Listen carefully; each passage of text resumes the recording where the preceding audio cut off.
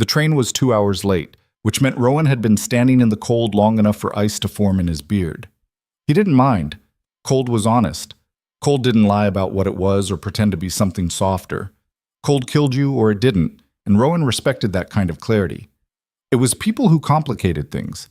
People who made promises they couldn't keep, who showed up unprepared, who died when you weren't watching close enough. He'd learned that lesson the hard way. The station, if you could call it that, was nothing more than a covered platform and a ticket shack that hadn't sold a ticket in 3 years. The town of Ridge Falls existed purely because the railroad needed somewhere to dump cargo heading into the mountains, and even that was barely enough to keep it breathing. 200 souls, maybe less, half of them miners.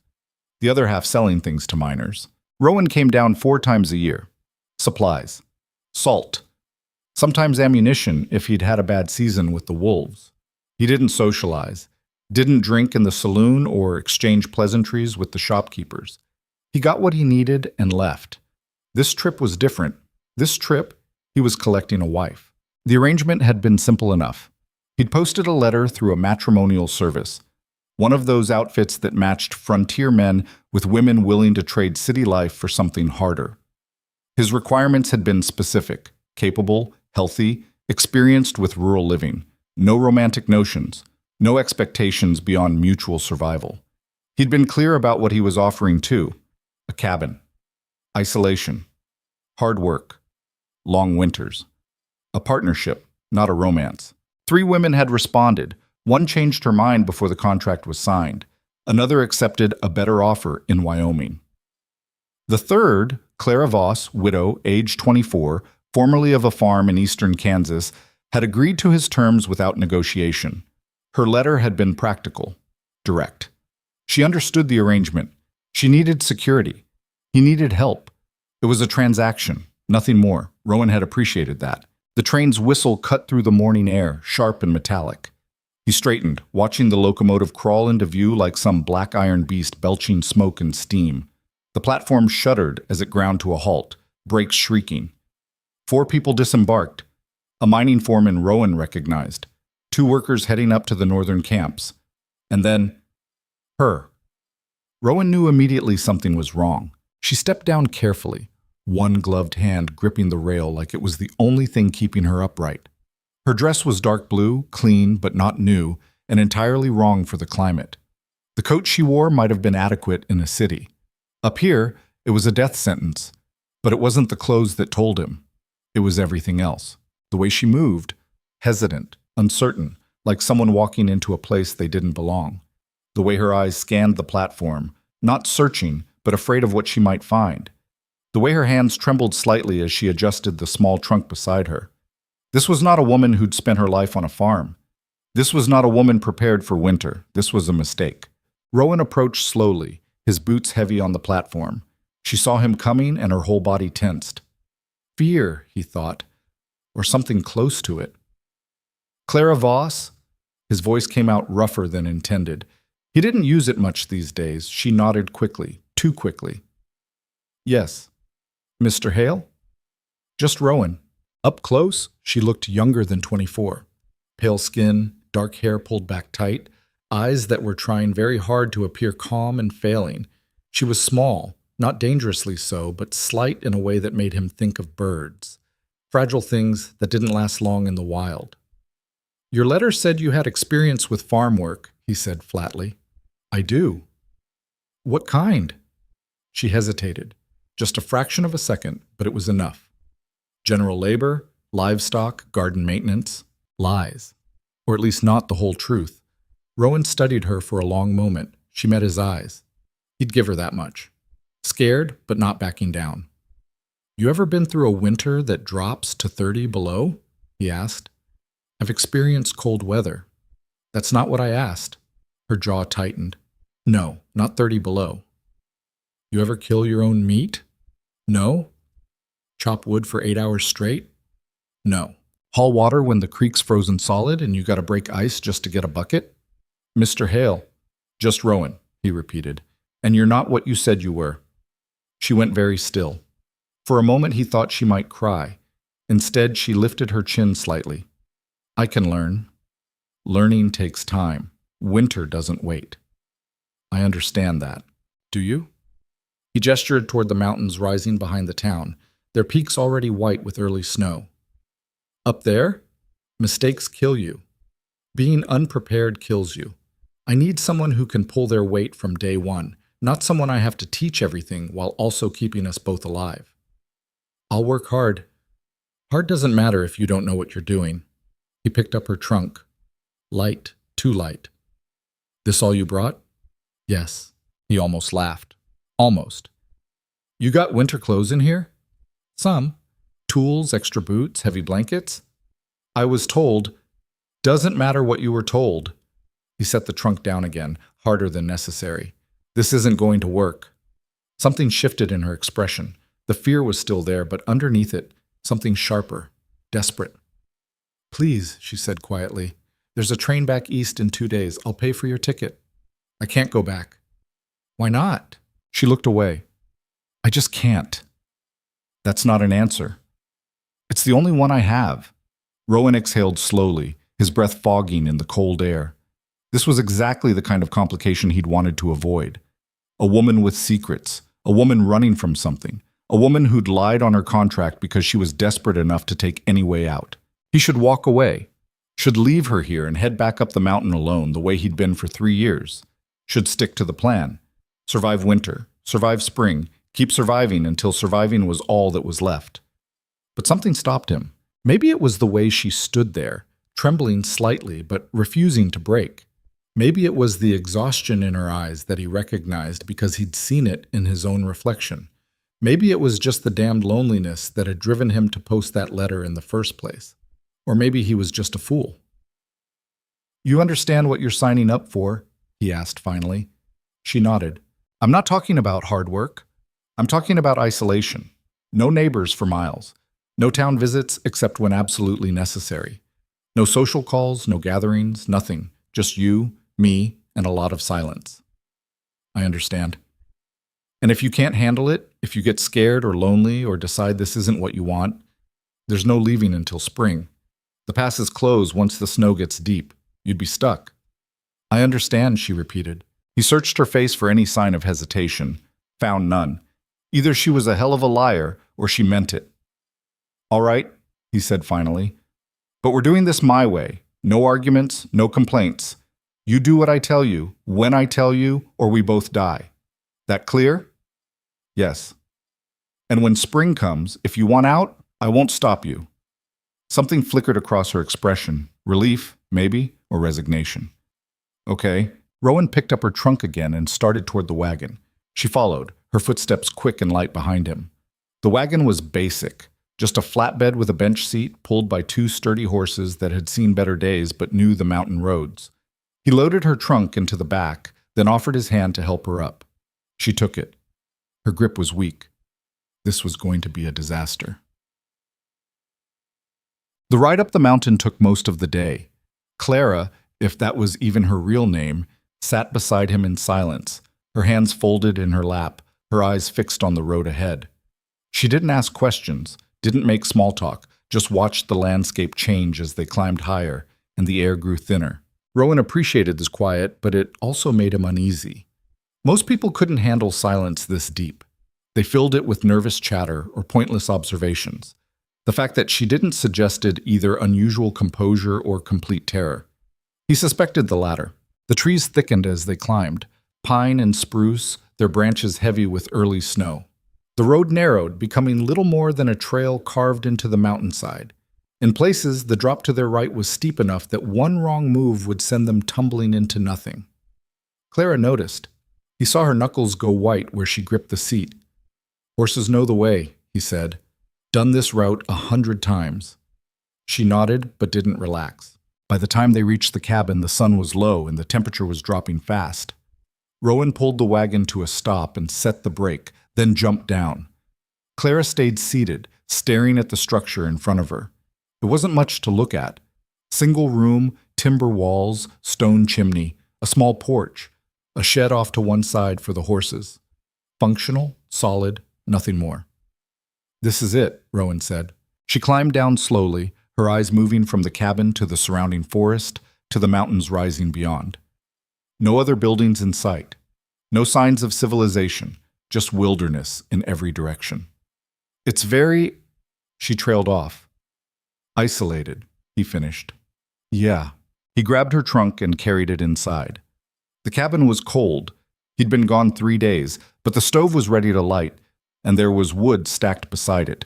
He set the trunk down near the single bed that took up one corner of the room. Clara stood in the doorway, taking it in.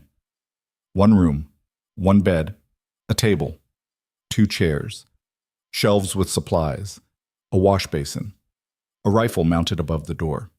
You'll sleep there, Rowan said, gesturing to the bed. I'll take the floor until we can build a partition. She turned to him, surprised. That's not necessary. Yes, it is. He started building the fire. This is an arrangement, remember? Not a marriage, not really. The contract says we're legally bound.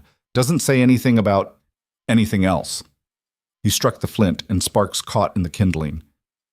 You keep to your side, I'll keep to mine. She was quiet for a moment. Then, thank you.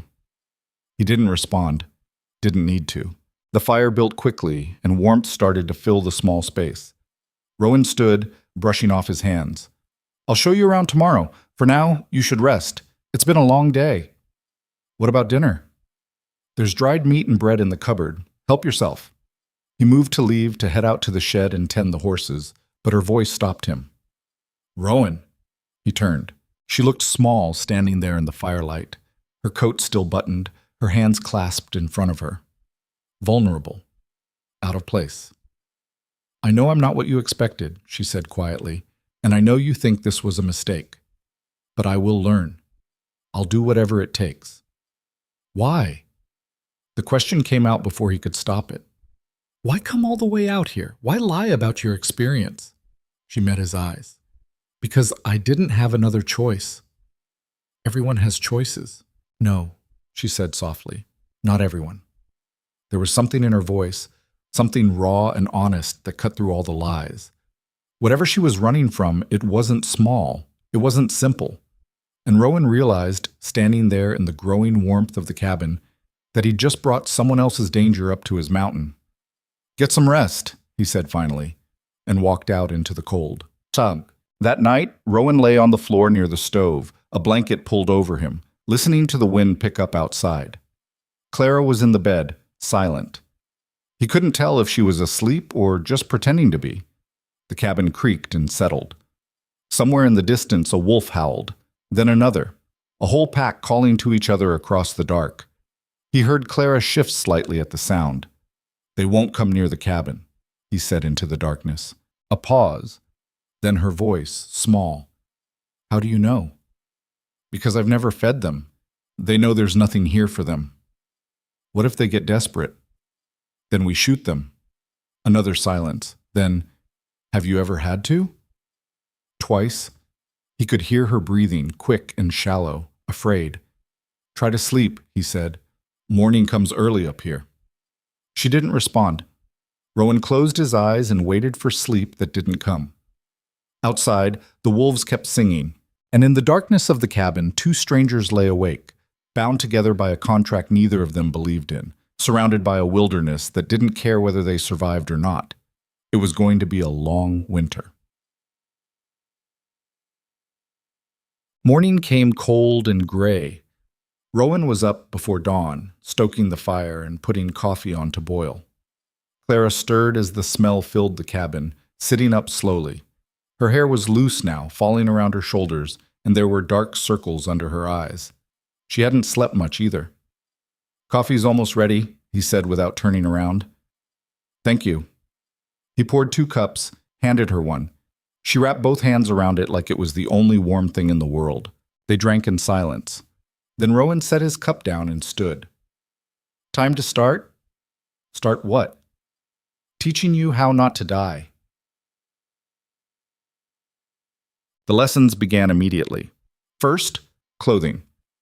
Rowan went through her trunk and pulled out everything she'd brought. 2 dresses, a nightgown, 1 pair of gloves, a shawl. This won't work, he said flatly. It's what I have. Then we'll fix it. He pulled out spare shirts, trousers, wool socks from his own supplies. They were too big for her, but they were warm. He showed her how to layer: undershirt, wool shirt, coat with extra fabric stuffed in the gaps for insulation. She looked ridiculous, but she'd be alive. Next, the daily routine: water first. He walked her down to the creek, showed her how to break through the ice that had formed overnight, how to fill the buckets without falling in. She slipped twice, soaked her gloves, didn't complain. Then wood. He demonstrated the proper way to swing an axe, not with your arms, but with your whole body. Let gravity do the work. She tried. The axe bounced off the log. Tried again. Same result. You're fighting it, Rowan said. See, stop trying to force it. Let the weight carry through. She adjusted her grip, swung again. This time the blade bit into the wood. Not deep, but enough. Better, he said. They worked until midday. By then, Claire's hands were blistered and her face was red from cold and exertion. But she'd chopped half a cord of wood. Slow, inefficient, but done. Progress. Lunch was simple: dried meat, hard bread, coffee. They ate standing up because sitting down meant admitting how tired they were.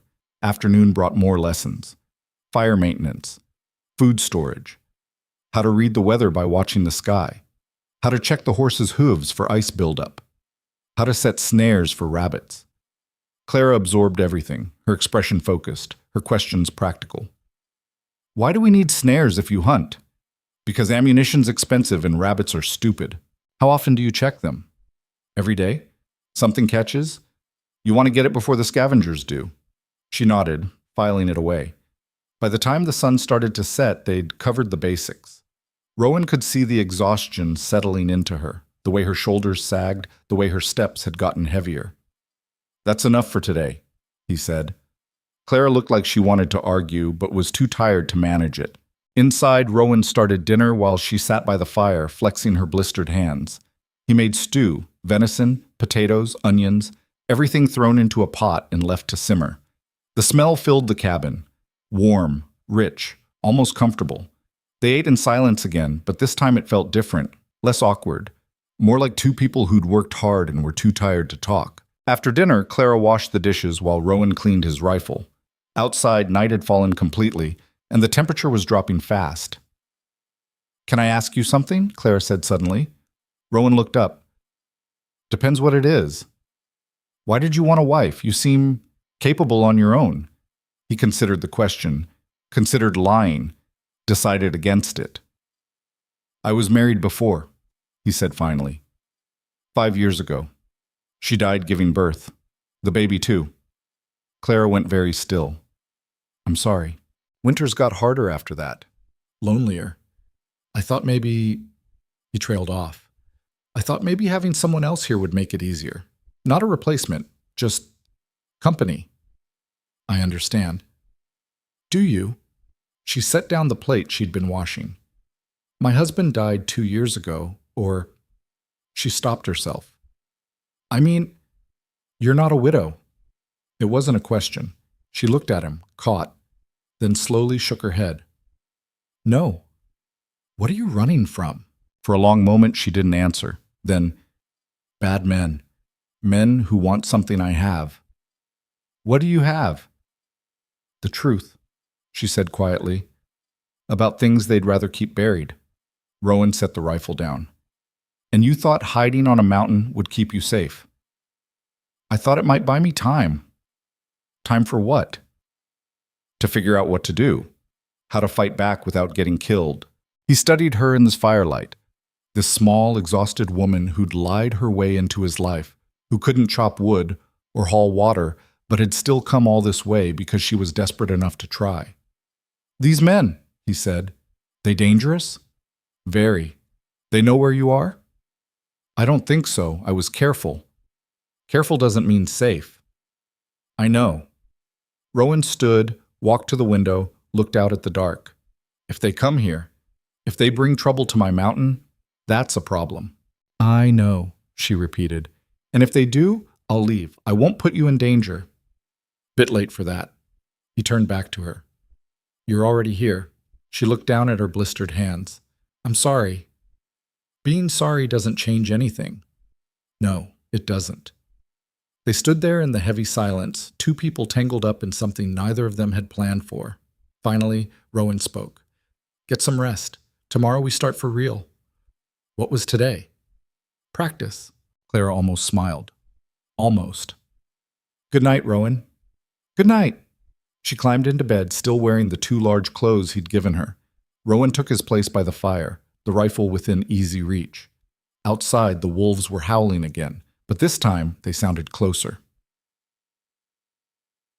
3 weeks passed. Clara learned.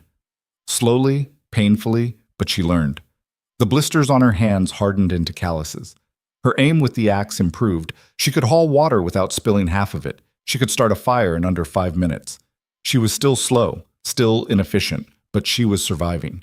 Rowan watched her adapt with something close to respect. Most people would have quit by now, would have broken down crying or demanded to be taken back to town. But Clara kept going, kept pushing through the exhaustion and the cold and the 100 small failures that came with learning to live in the wild. She didn't complain, didn't make excuses. She just worked. Their routine settled into something almost comfortable. Wake before dawn, coffee, morning chores, midday meal, afternoon work, dinner, sleep. They didn't talk much, didn't need to. But slowly, in small moments, Rowan started to notice things. The way she hummed sometimes while washing dishes, soft, almost unconscious. The way she'd stand outside at dusk, watching the mountains turn purple in the fading light. The way she'd flinch at sudden noises, her whole body going tense before she caught herself. Whatever she was running from, it had left marks. One afternoon, Rowan came back from checking the trap line to find Clara in the shed, standing perfectly still, staring at something in the corner. "What is it?" he asked. She pointed.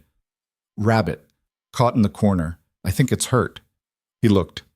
Sure enough, a young rabbit, one leg twisted wrong, trembling in the shadows. "Predator probably chased it in here," Rowan said. "Can't survive with that leg." "Can we help it?" "Help it how?" "Set the bone. Keep it warm until it heals." He stared at her. "It's a rabbit." "So?" "So it's food. Or it's dead. Those are the options." Clara's jaw tightened.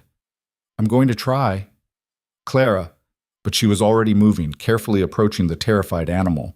It tried to run, bumped into the wall, collapsed. Rowan watched as she knelt down, moving slowly, speaking softly. Watched as she gently lifted the rabbit, cradling it against her chest.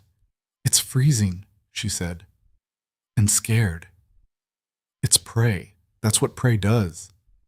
She looked up at him, and there was something fierce in her expression. "Everything deserves a chance. Not everything gets one." "Maybe not," she said, "but when I can give one, I will." She carried the rabbit inside, fashioned a splint from kindling and cloth, made a nest of blankets near the stove. The rabbit was too terrified to fight her. Rowan leaned against the doorframe, watching. "You know it's probably going to die anyway." "Probably," Clara agreed, "but at least it won't die cold and alone." Something shifted in his chest, something he'd thought was dead. That night, he asked her the question he'd been avoiding. "Why do you care?" She didn't look up from the rabbit, which she was trying to coax into drinking water. "About what?" "About any of it. The rabbit. This place. Learning to survive. You could have stayed in the city, found some other way out of whatever trouble you're in." Clara was quiet for a long moment. Then, "Because I'm tired of running. I'm tired of being afraid. And I'm tired of watching things die when maybe, just maybe, they didn't have to. You can't save everything." "No," she said softly, "but I can try to save something." Rowan didn't have an answer to that. The rabbit survived the night, and the next, and the one after that. 2 weeks later, Clara released it back into the wild. Its leg healed crooked but functional. Rowan watched it hop away into the trees. "Told you," Clara said quietly. "Told me what?" "That everything deserves a chance." He looked at her, this woman who'd shown up unprepared and terrified, who'd lied about who she was, who probably had dangerous men hunting her, this woman who was learning to chop wood and haul water and survive a mountain winter despite having no idea what she was doing. This woman who'd saved a dying rabbit because she believed in second chances. And Rowan realized something that scared him more than wolves or winter or armed men ever could. He was starting to care whether she survived. Not because he needed her help, not because of the contract, but because somewhere in the last month she'd stopped being an obligation and started being a person. Someone stubborn and desperate and brave in quiet ways he hadn't expected. Someone worth protecting. "Yeah," he said finally. "I guess you did." That night, as Clara slept and Rowan lay awake by the fire, he made a decision. If trouble came, when it came, he wouldn't send her away. He'd stand with her, not because he had to, but because for the first time in 3 years, he'd found something worth fighting for, even if it killed him. The first real snow came in November, 6 weeks after Clara arrived. Rowan woke to a silence so complete it felt wrong. He knew what it meant before he even opened his eyes, the particular quiet that came when snow fell thick enough to muffle everything. He got up, crossed to the window, and looked out at a world that had turned white overnight. 2 feet, maybe more, and it was still coming down. Behind him, Clara stirred. "Is that—" "Yeah." She joined him at the window, her breath fogging the glass. "How long will it last?" "Hard to say. Could be done by noon. Could go for 3 days." "And if it goes for 3 days?" "Then we stay inside and hope we've got enough wood stacked." They did, barely.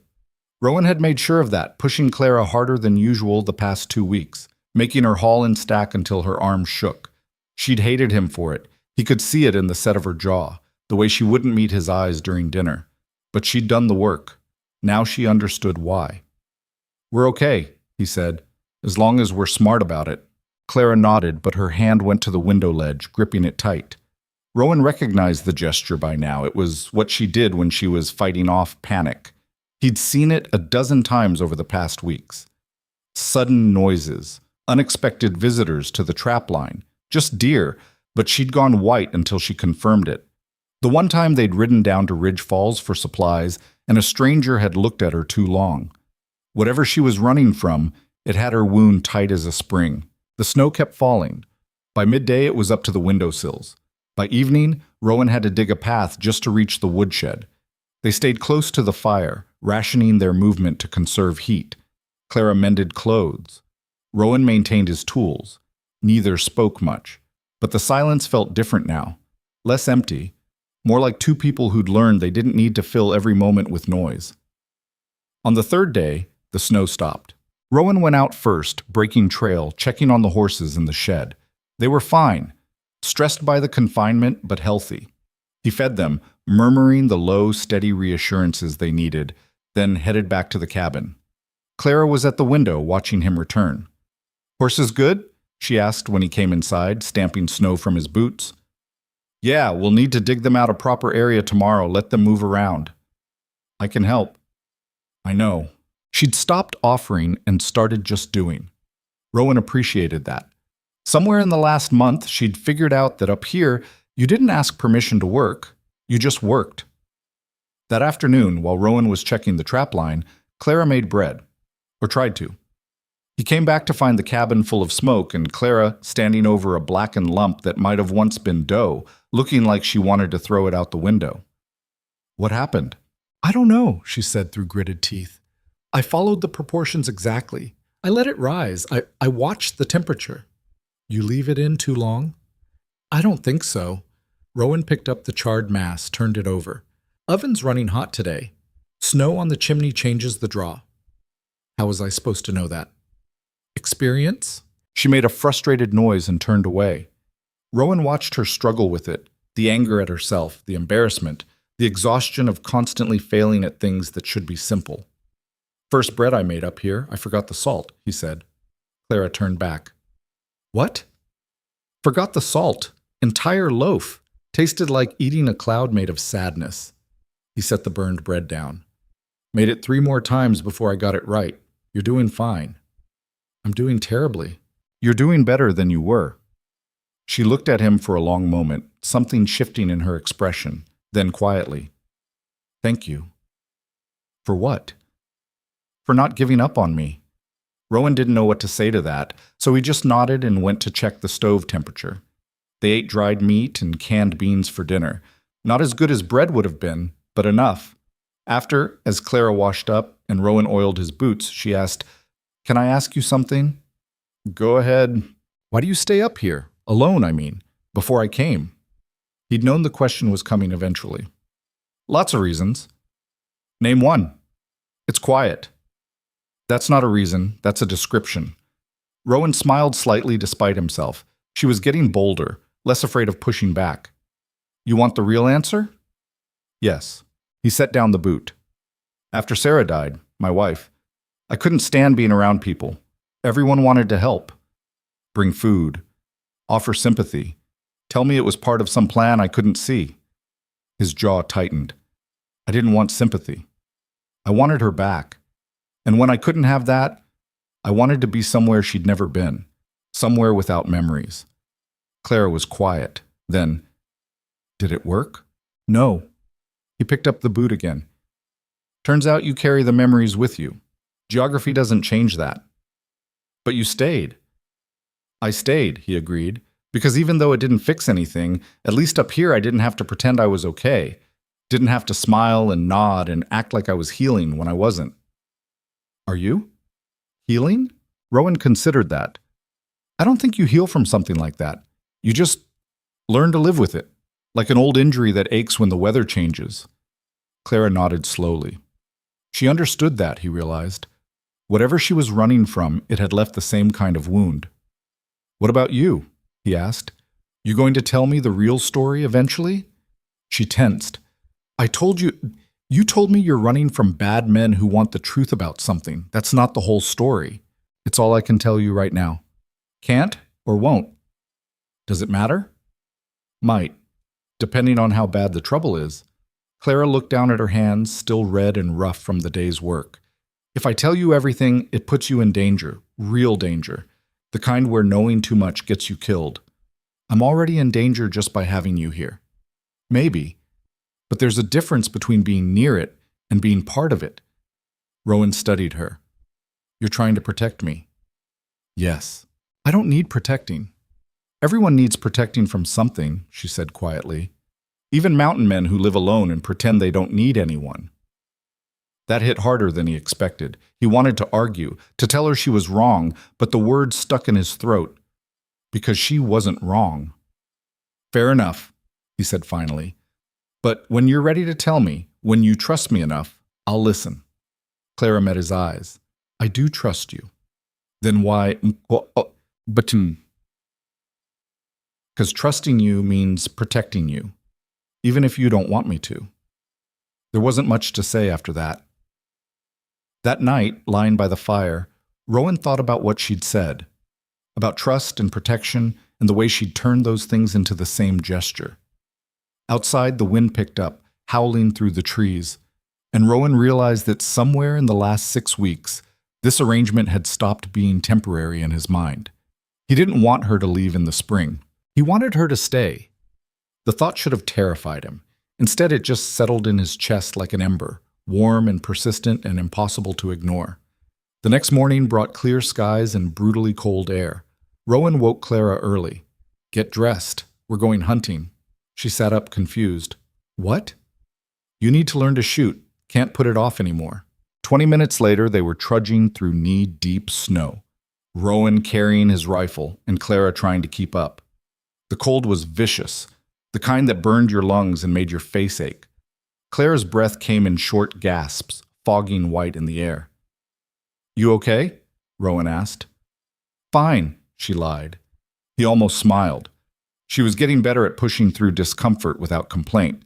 They reached a clearing where Rowan had set up a makeshift range, a fallen log with rocks stacked on it at varying distances. He'd been coming here for years, keeping his skills sharp. Ever fired a gun before? He asked. No. You're about to learn. He handed her the rifle. It's going to kick. Don't fight it. Let your shoulder absorb it. Clara took the weapon awkwardly, holding it like it might explode. Not like that. Rowan moved behind her, adjusting her grip, her stance.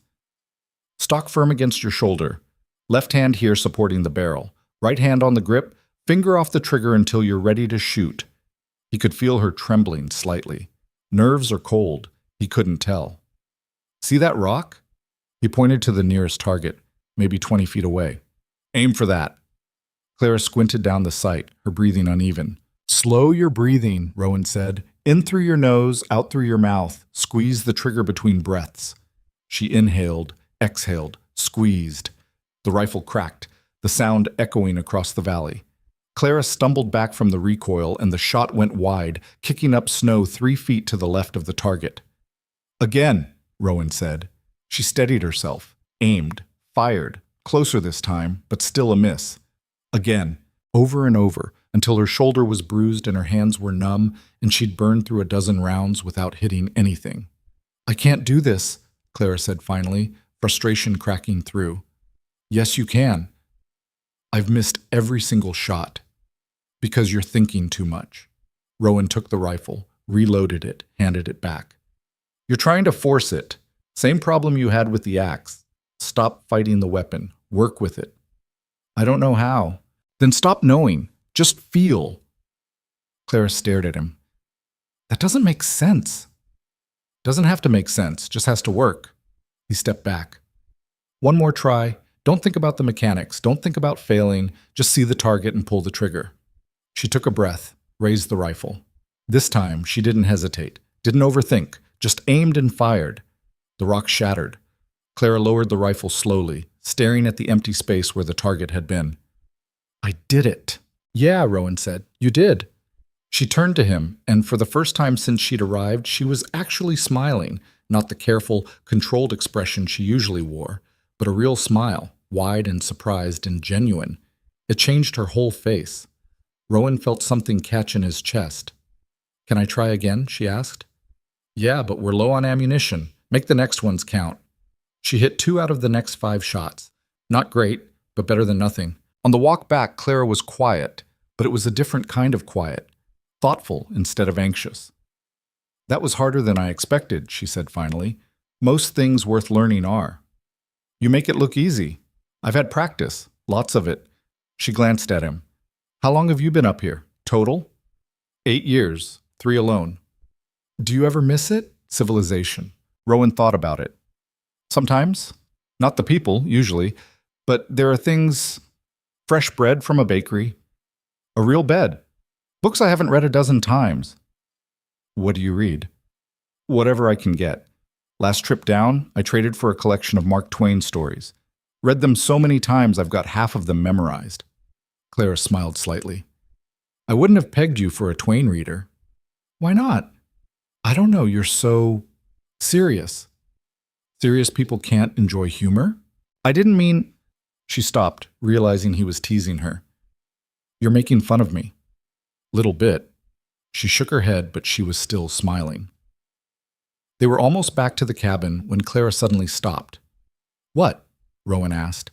She was staring at something ahead, her whole body gone tense. Rowan followed her gaze and saw it. Tracks in the snow.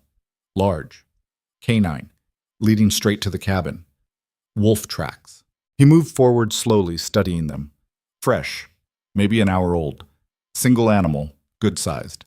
It had circled the cabin twice, then headed back into the woods. It was looking for food, Rowan said. Will it come back? Maybe. Probably not while we're here, but... He trailed off, scanning the tree line. But what? Wolves don't usually scout alone unless they're desperate or sick. This time of year they should be hunting in packs. Clara's hand went to where the rifle would have been if she'd been carrying it. What does that mean? Means we keep watch, stay armed. He started toward the cabin again. And you're sleeping with a loaded gun next to the bed from now on. That night, neither of them slept well. Rowan kept the fire high and the rifle across his lap, listening to every sound outside. Clara lay in bed, staring at the ceiling, her own pistol, a small revolver Rowan had given her, clutched in one hand. The wolf didn't return. But something else did. Around midnight, Rowan heard it, hoofbeats in the distance, coming fast. He was on his feet instantly, moving to the window. Clara sat up. What is it? Rider, coming hard. At this hour? Rowan didn't answer. He grabbed his rifle, checked the load, positioned himself by the door. The hoofbeats got louder, closer, then stopped just outside. A voice called out, Rowan Hale, you in there? Rowan recognized the voice, Tom Bradshaw, the trading post owner from Ridge Falls. But Tom never came up the mountain. Never. What do you want, Tom? Rowan called back. Need to talk. It's urgent. Rowan glanced at Clara, who'd gone pale. Stay back, he told her quietly. He opened the door. Tom was there on his horse, breath steaming in the cold. He looked exhausted, his face red from the ride. Hell of a time for a social call, Rowan said. This ain't social. Tom dismounted, walked closer. His eyes flicked past Rowan into the cabin, caught on Clara for a moment, then returned. Can I come in? Freezing my ass off out here. Rowan hesitated, then stepped aside. Tom entered, nodding at Clara. Ma'am? Then to Rowan, we got problems. What kind?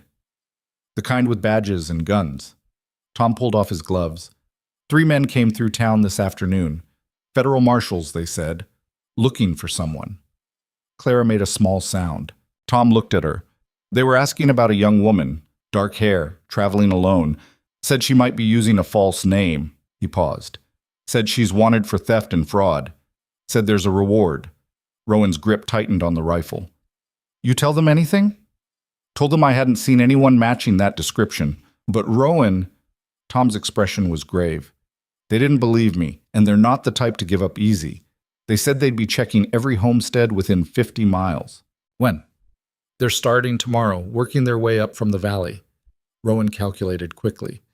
That gives us maybe 2 days before they reach here. If that... Tom looked at Clara again. I don't know what you did, ma'am, and I don't need to know. But those men, they're not real marshals.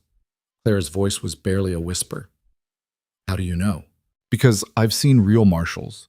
These boys are something else. Professionals, maybe? Hired guns wearing badges. He turned back to Rowan. They're here to kill her. I'd bet my store on it. The cabin went silent except for the crackle of the fire. Finally, Rowan spoke. Thanks for the warning. That all you're going to say? What else is there? Tom studied him. You planning to fight? I'm planning to survive. 3 armed men, Rowan, against you and... He glanced at Clara. No offense, ma'am, but you don't look like the fighting type. She's learning, Rowan said flatly. Learning won't be enough. Not against these men. Then I'll make it enough. Tom shook his head. You're going to get yourself killed. Maybe, but that's my choice. For a long moment, the 2 men stared at each other. Then Tom sighed. All right, your funeral. He headed for the door, then paused. For what it's worth, I hope you make it. Appreciate it. After Tom left, the silence stretched heavy and suffocating. Clara was the one who broke it. You should turn me in. Rowan looked at her. What? You heard him. 3 armed men. They'll kill you just for being in the way. Her voice was shaking. This isn't your fight. You're my wife, legally, anyway. That makes it my fight. A contract doesn't mean you have to die for me. I'm not planning on dying. Rowan, no. He set the rifle down, crossed to her. You told me you were running from bad men. You told me they wanted the truth about something. You didn't tell me they'd send killers with fake badges. Clara's eyes filled with tears. I didn't know they would. I thought I'd hidden well enough. I thought I'd have more time. Time for what? She took a shaky breath. To figure out how to fight back. To find someone who could help me expose them without getting killed in the process. Expose who? The Columbia Railroad Syndicate. Rowan went still. He'd heard of them. Everyone had. One of the biggest operations in the territory, laying track through places that had never seen civilization. Rich, powerful, connected. What'd they do? He asked. They're stealing land, forging deeds, murdering anyone who tries to stop them. Her voice hardened. My father worked as a surveyor for them. He found discrepancies in the land records, started investigating, found proof, documents showing they'd falsified everything, killed at least 12 homesteaders who wouldn't sell. And he told you. He mailed me the evidence, told me to hide it. Then they killed him. The tears spilled over now, made it look like an accident, railway collapse. But I know it wasn't. Where's the evidence now? Clara walked to her trunk, the one she'd brought from the train, opened it, pulled out a false bottom Rowan hadn't even known was there. Inside were papers, dozens of them, deeds, surveys, letters, photographs, proof. I've been carrying it for 8 months, she said, running, hiding, trying to find someone trustworthy enough to bring it to.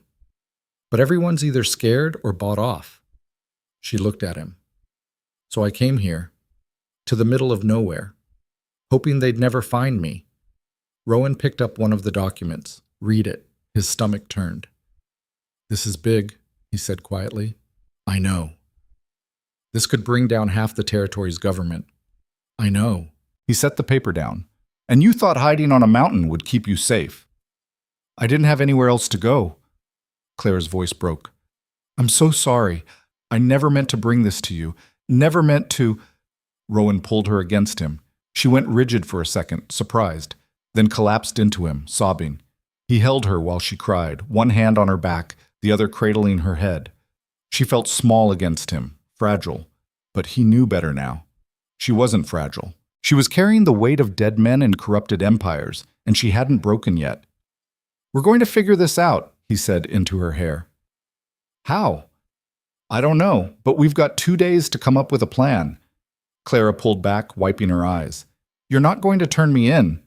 No. Even though it would save you. Even though. Why? Rowan looked at her. This woman who'd lied her way into his life, who couldn't chop wood or shoot straight, who'd saved a dying rabbit because she believed in second chances. Because you were right, he said. Everyone deserves a chance, and I'll be damned if I let hired killers take yours away. Something shifted in her expression. Gratitude, maybe, or hope, or something deeper that neither of them was ready to name. Thank you, she whispered. Rowan nodded. Get some rest. We start planning at first light. But neither of them slept. They stayed up through the night, going through the documents, mapping out possibilities, understanding exactly what they were up against. And as dawn broke cold and gray over the mountain, Rowan realized something that should have scared him, but didn't. He'd spent 3 years trying to survive alone. Now he was choosing to fight alongside someone else. Not because he had to, but because somewhere in these past 2 months, Clara had stopped being an obligation and become something else entirely. Someone worth dying for. Someone worth living for. The question was whether they'd get the chance to do either. The document spread across the table told a story written in blood and greed. Rowan had been reading for 2 hours, and with each page his jaw got tighter. Clara sat across from him, hands wrapped around a cup of coffee that had gone cold an hour ago, watching his face as he absorbed what she'd been carrying alone for 8 months. This one, he said, tapping a photograph. This is the Henderson family? Clara nodded. They own 200 acres in the valley, prime land near the water. The railroad wanted it. And they refused to sell. Yes. Rowan looked at the photograph, a family of 5 standing in front of a farmhouse. Mother, father, 3 children. All smiling. All dead now, according to the report Clara had clipped from a newspaper. House fire. No survivors. Accidental, the article claimed. The surveyor's notes her father had written told a different story. Kerosene-soaked rags found in the barn. Doors nailed shut from the outside. Tracks from multiple horses leaving the property the night of the fire. How many? Rowan asked quietly. 14 families that we know of. Maybe more. Clara's voice was flat, exhausted. The ones who wouldn't sell got accidents. The ones who threatened to go to authorities got accidents faster. And your father. He was going to testify. Had a meeting scheduled with a territorial judge. She paused. The railway collapse happened 2 days before. Rowan set down the photograph, picked up another document, a ledger showing payments made to various officials. Sheriffs, judges, even a territorial senator. They've bought half the government, he said. More than half. That's why I couldn't just go to the law. The law works for them. What about federal marshals? Real ones? I tried. Sent a letter to the marshal's office in Denver. Never got a response. Claire's hands tightened on the cup.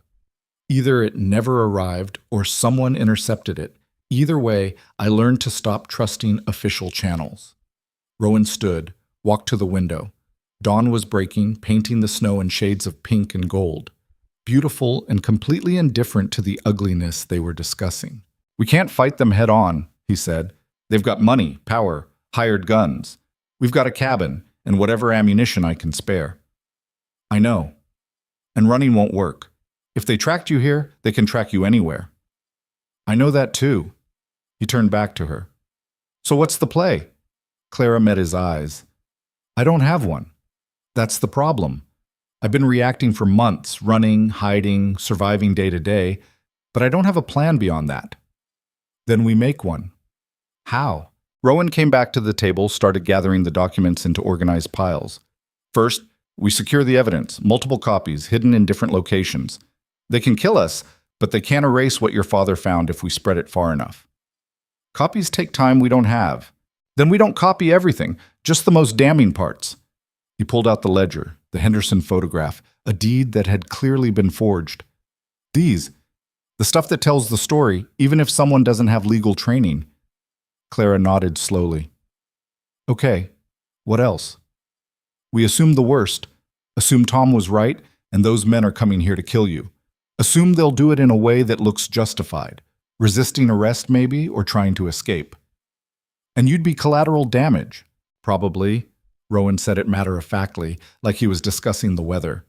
Which means we can't be here when they arrive. Where do we go? You said yourself the passes are closed. The main passes, yeah, but there's a back route through the eastern ridge. It's rough, barely more than a game trail, but it connects to the old mining road on the other side of the mountain. That road leads down to a settlement called Harker's Point. I've never heard of it. Most people haven't. It's a played-out mining town, maybe 30 people still living there. No railroad, no telegraph. The kind of place where folks mind their own business. Clara considered this. How long would it take to get there? In good weather, with horses, maybe 8 hours? In this snow? He looked out the window again. Could be twice that, and that's if the route's even passable. And if it's not, then we're stuck in the high country with 3 killers behind us and winter in front of us. He looked at her. It's a risk. Everything's a risk at this point. Yeah, but this one could kill us just as dead as those hired guns. Avalanche, exposure, breaking through ice, 100 ways to die up there, and none of them quick. Clara stood, walked to where her coat hung by the door, ran her fingers over the rough wool Rowan had given her to replace her inadequate city clothes. What if we stayed? She asked quietly. Here? Here. We know the terrain. We could fortify, set traps, make them come to us on our terms. Rowan shook his head. 3 trained men with rifles against the 2 of us? Those aren't odds I like. You said I was learning. You are. But learning and being ready for a gunfight are different things. He crossed to her. Clara, you hit 1 target out of 3 at 20 feet yesterday. These men will be shooting back. Then teach me faster. It doesn't work that way. Why not? Because some things can't be rushed. You can't cram for a gunfight like it's a school exam. You either have the training or you don't. Clara's face hardened. So I'm useless. I didn't say that. You didn't have to. She turned away. I'm the reason they're coming. I'm the one who can't defend herself. I'm the liability that's going to get you killed. Rowan grabbed her shoulder, turned her back. Stop. It's true. It's not. His voice was firm. You know what I see when I look at you? I see someone who's survived 8 months on the run from people who kill for a living. Someone who came up a mountain she wasn't prepared for and learned to chop wood and haul water and shoot a rifle despite having no training. Someone who's still standing when most people would have broken. Clara's eyes were bright with unshed tears. But it's not enough. Maybe not for a stand-up fight. But survival isn't always about who can shoot straighter. He released her shoulder. It's about who's smart enough to change the rules. What does that mean? It means we don't give them the fight they're expecting. They want a manhunt? We disappear. They want to corner us? We stay mobile. They think you're soft and I'm just some mountain hermit who'll go down easy? He smiled, and it wasn't kind. We show them different. For the first time since Tom's warning, Claire's expression shifted towards something like hope. You have a plan. Working on one. Tell me. Rowan moved back to the table, started sketching on a piece of paper. The eastern route has a bottleneck about 3 miles in, a narrow pass between 2 cliff faces. If they follow us that way, they'll have to go through single file. An ambush point. Exactly. We don't need to kill them all. Just slow them down. Make them cautious. Buy enough time to reach Harker's Point. And then? Then we find someone to help us. A real marshal. A lawyer. Hell, a newspaper that's not on the railroad's payroll. Someone who can take what you've got and make it public before they can bury it. Clara studied the rough map he'd drawn. This could work. It'll be hard, cold, dangerous. Everything's dangerous now. Yeah, Rowan agreed. I guess it is. They spent the rest of the morning preparing. Rowan showed Clara how to pack for survival. Not comfort, but survival. Minimal weight, maximum usefulness. Food that wouldn't freeze solid. Extra ammunition. Fire-starting materials. A tarp that could serve as shelter. Clara worked methodically, her earlier despair replaced by focused determination. Rowan watched her sort through supplies, making hard choices about what to bring and what to leave behind. The documents, she said. We're taking all of them? No, too bulky. Pick the 5 most important pieces. We'll wrap them in oilcloth, keep them dry. She returned to the table, started sorting. Her hands moved with certainty now. This was something she understood. After 10 minutes, she had her selection. This ledger shows the bribes. This deed shows the forgery. This photograph is the Hendersons. This letter is my father's initial report to his supervisor, showing he tried to report through proper channels. And this, she held up a surveyor's map covered in her father's handwriting. This shows every piece of land they stole and who they stole it from. Rowan took the documents, examined them.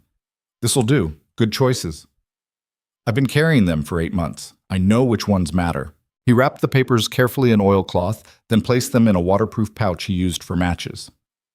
This goes in your pack. If we get separated, you run. You hear me? Don't wait for me. Don't come back. You get to Harker's Point and you find help. Rowan, I mean it, Clara. This is bigger than me, bigger than both of us. Those documents are the only chance those families have for justice. She looked at him for a long moment, then nodded. Okay. Promise me. I promise. But Rowan could see the lie in her eyes. If it came down to it, she'd come back for him, just like he'd stay to cover her retreat if necessary. They were both terrible at following orders when it came to leaving each other behind. By midday, they were packed and ready. Rowan did a final check of the cabin, securing what they couldn't take, destroying anything that might give the hired guns information. Clara watched him work. You're burning your home for me. I'm burning a building. That's all it is. You lived here for 3 years, and I'll find somewhere else after. He continued working, methodical and efficient. Places are just places. You can always find another one. Is that really what you believe? Rowan paused. No, but it's easier than admitting this hurts. Clara crossed to him, put her hand on his arm. I'm sorry. Don't be. I made the choice. Why? He looked at her. You know why. Say it anyway. Rowan set down the torch he'd been preparing. Because in 3 months, you've become more important to me than 3 years of hiding ever were. Because I'd rather burn this place to the ground and have a chance at something real than keep pretending isolation is the same thing as peace. He paused. Because somewhere along the way, this stopped being about a contract and started being about you. Clara's breath caught. Rowan, I know the timing's terrible. I know we're probably going to die in the next few days. But if I don't say it now, I might not get another chance. He took her hand. You asked why I'm doing this. That's why. Not duty, not honor, you. For a moment, they just stood there, hands joined, the weight of everything unsaid hanging between them. Then Clara rose on her toes and kissed him. It was brief, chaste, and tasted like coffee and fear and something desperate that neither of them wanted to name. When she pulled back, her eyes were wet. Don't die for me, she whispered. I'll do my best. I mean it. If it comes down to you or those papers, you run. You survive. Clara, promise me, like you made me promise. Rowan knew he was going to break that promise the second he made it, but he also knew she needed to hear it. I promise, he lied. She kissed him again, longer this time, like she was memorizing the shape of him.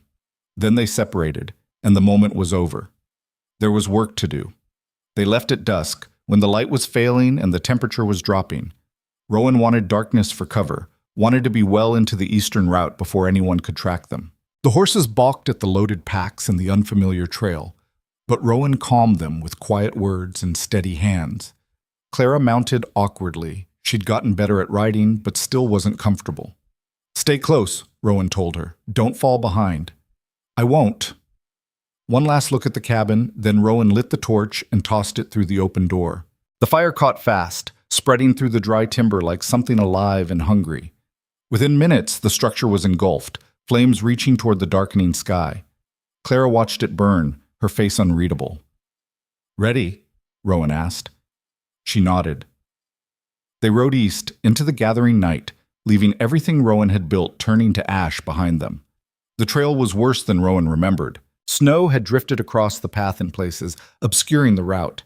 Other sections had iced over, making the footing treacherous. The horses picked their way carefully, but progress was slow. Clara rode behind him, silent and focused.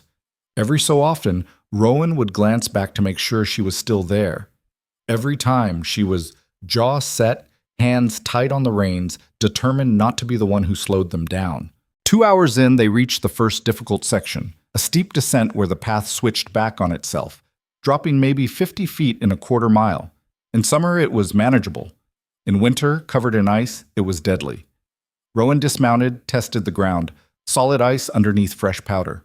"We'll have to lead the horses," he said. "One wrong step and they'll slide right over the edge." Clara dismounted carefully. "How do we do this?" "Slow, very slow. Keep tension on the reins, but don't pull. Let the horse find its footing. And if it slips? Let go of the reins and get clear. Better to lose the horse than get dragged over with it." Clara looked at the drop. In the darkness, it was hard to see how far down it went. Far enough. "Okay," she said. "I'm ready." She wasn't, but Rowan appreciated the attempt at confidence. He went first, taking each step carefully, feeling for purchase before shifting his weight. His horse, a big gelding named Duke, followed nervously, hooves slipping occasionally but finding grip. Behind him, Clara started down. For the first few steps, it went fine. Then her horse, a smaller mare called Sadie, hit a patch of pure ice. The mare's front legs went out from under her. Clara jumped clear just as Sadie went down hard on her side, sliding 10 feet before catching herself. The horse scrambled up, wild-eyed and panicked, backing toward the edge. "Easy," Clara said, reaching for the reins. "Easy, girl." "Clara, don't." But she'd already grabbed them, was already pulling Sadie away from the drop. The mare fought her, scared out of her mind, jerking her head. Clara's feet went out from under her. She hit the ice hard, started sliding. Rowan dropped Duke's reins and lunged. He caught Clara's wrist just as she went over the edge. For a breathless second, they hung there, Rowan on his stomach on the ice, Clara dangling in empty air, his grip the only thing between her and a fatal fall. "I've got you," he said through gritted teeth. "Don't move." "The documents." "Forget the documents. Give me your other hand." Clara swung her free arm up. Rowan caught it, pulled. She came up slowly, scraping against the ice, until finally she was back on solid ground. They lay there for a moment, both breathing hard. "You okay?" Rowan asked. "Yeah, you?" "Shoulder's going to hurt tomorrow, but yeah." Clara laughed shakily. "We're not very good at this." "We're alive. That counts for something." They got to their feet carefully. Sadie had calmed down, was standing a safe distance from the edge, looking ashamed. "She okay?" Clara asked. Rowan checked the mare over. Scraped up, scared, but nothing broken. "She'll make it." The rest of the descent took an hour. By the time they reached level ground, both of them were shaking from adrenaline and cold. "How much farther to the bottleneck?" Clara asked. "Another 2 miles. But it's easier terrain from here." "Good. Because I don't think I can handle another section like that." "You handled it fine." "I fell off a cliff." "But you didn't die." "That's handling it fine in my book." Despite everything, Clara smiled. They rode on. The bottleneck appeared in the moonlight like a gateway carved from stone. 2 cliff faces rose on either side, maybe 100 feet high, with a gap between them barely wide enough for a wagon. Perfect. Rowan dismounted, walked through it, checking sight lines and cover. The northern cliff had a ledge about 20 feet up, accessible via a narrow chimney climb, but invisible from below. From up there, you'd have a clear shot at anyone coming through the gap. "This'll work," he said. Clara was examining the southern side. "What about here?" "Too exposed. You'd be visible from the approach." "So the ambush happens from the northern ledge." "Yeah, I'll position there. When they come through, I'll have the high ground and good cover." "What do I do?" "You keep moving. Get to Harker's Point." Clara turned to him. We're not doing this again. Doing what? Arguing about who stays behind. I'm not leaving you to face 3 men alone. You're not staying where you can get shot. Then teach me how not to get shot. Rowan exhaled, frustrated. Clara, I can help. I know I can. Just tell me what to do. He wanted to argue, wanted to put her on that horse and send her away from the danger. But looking at her face, determined, stubborn, refusing to back down, he knew it would be a waste of breath. Fine, he said. But you do exactly what I tell you, when I tell you. No improvising, no heroics. I promise. You'll position on the southern side, behind those rocks. Not to shoot, you're not ready for that. But to watch the eastern approach. They'll come from that direction. When you see them, you signal me. How? Rowan pulled out a small metal whistle. 3 short blasts. That's the signal. Clara took the whistle. Then what? Then you stay down and let me handle it. And if something goes wrong, define wrong. If they get past you, if you're hurt, if any of that happens, you run. We've been over this. Rowan, I mean it. He gripped her shoulders. The documents are more important than me. You get them to safety, whatever it takes. Clara looked like she wanted to argue again. Instead, she just pulled him into a fierce hug. Don't die, she said into his chest. Working on it. They held each other for a moment longer, then separated because there was still work to do. Rowan climbed up to the northern ledge, testing it for stability. Solid rock, good cover, clear sight lines. He positioned his rifle, checked the loads, settled in. Below, Clara took her position behind the southern rocks. She had the pistol Rowan had given her, but they both knew if it came to her having to use it, things had already gone badly wrong. The wait began. An hour passed. Then 2. The moon was high now, turning the landscape silver and black, beautiful and cold and completely indifferent to whether they lived or died. Rowan's legs were cramping from staying still. The rifle was heavy in his hands, but he didn't move, didn't shift position, just waited. Below, Clara was invisible behind her rocks. Good. If he couldn't see her, neither could anyone else. Then faintly, he heard it. Hoofbeats. Multiple horses. Coming from the west. They'd found the trail faster than expected. Rowan tensed, finger moving to the trigger guard. The hoofbeats grew louder, and then 3 riders emerged from the trees, moving in single file toward the bottleneck. They looked professional, alert. The lead rider had his rifle out, scanning the cliffs. The other 2 followed with hands near their weapons. These weren't amateurs. The first rider entered the gap. Rowan waited. The second rider followed, still waiting. The third rider came through. Clara's whistle cut through the night, 3 sharp blasts. The riders froze, looking for the source. Rowan stood, rifle aimed down at them. That's far enough. 3 faces looked up. 3 rifles started to swing toward him. Don't, Rowan said. You're in a kill box. You move wrong, you die.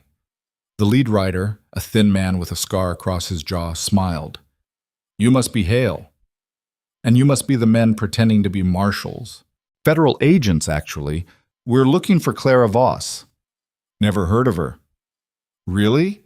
Because we tracked her right to your cabin, which is currently burning. We noticed. Cooking accident. The scarred man's smile widened. You're funny. I like that. He shifted slightly in his saddle. Here's what's going to happen. You're going to lower that rifle and tell us where she is. Then you're going to walk away and forget this ever happened. And if I don't, then we kill you, find her anyway, and make sure it hurts when we do. Rowan didn't lower the rifle. Counteroffer, you turn around, ride back down the mountain, and tell your bosses the woman's dead.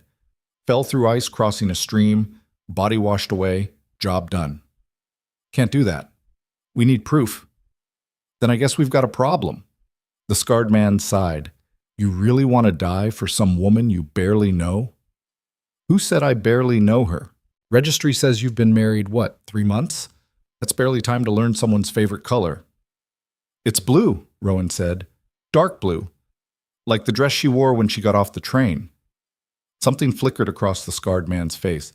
Respect, maybe, or pity. All right, he said. Your funeral.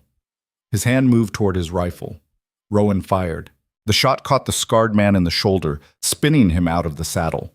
The other two riders scattered, one diving left, one right, both bringing their weapons up. Rowan fired again, missed. Return fire cracked against the rocks around him. He dropped flat, crawled to new cover.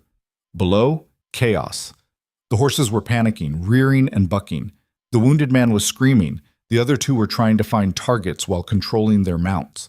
One of them, a big man with a black beard, got his horse under control, brought his rifle up toward Rowan's ledge. A gunshot cracked from the southern side. The bearded man jerked, looked down at the blood spreading across his leg. Clara had shot him.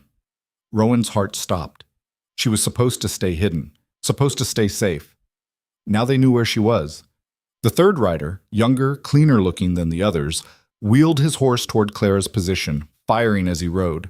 Rowan didn't think. Just moved. He jumped from the ledge, 20 feet down, landing hard, rolling to absorb impact.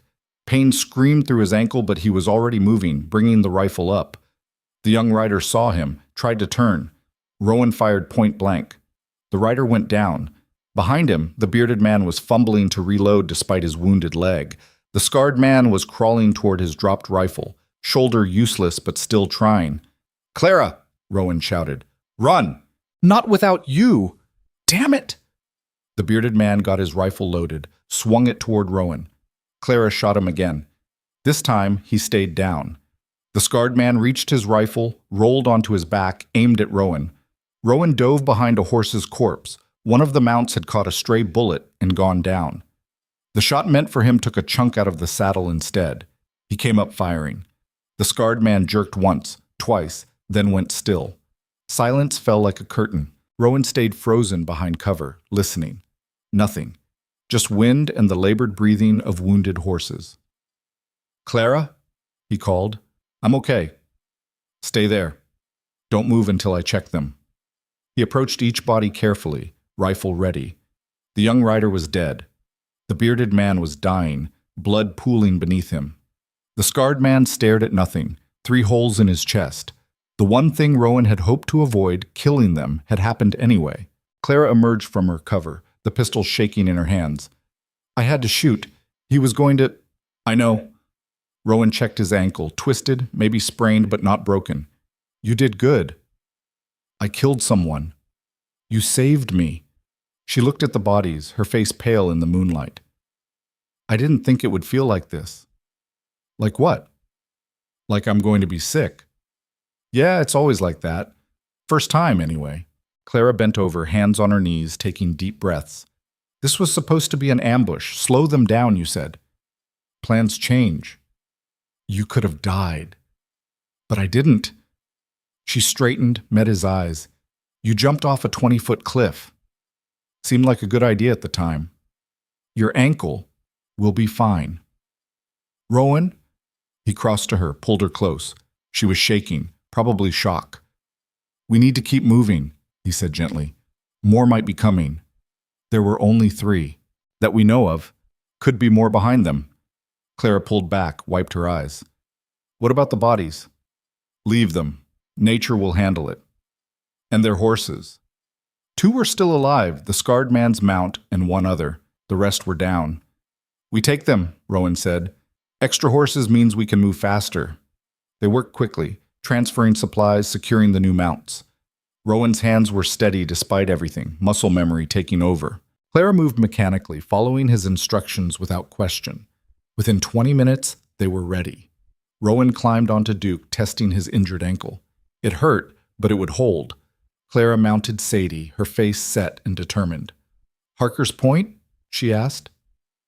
"Harker's Point," Rowan confirmed. They rode east, leaving 3 dead men in the wreckage of the ambush behind them. Neither spoke for the next hour. There wasn't much to say. Clara had killed someone tonight. Rowan had killed 3. They'd crossed a line that couldn't be uncrossed. But they were alive. And the documents Clara carried were still safe. That had to count for something. As dawn broke, painting the snow in shades of gold and pink, Rowan looked back at Clara. She was slumped in the saddle, exhausted but still upright, still fighting. "How you holding up?" he asked. "I'm okay." "You sure?" She met his eyes. "No, but I'll manage."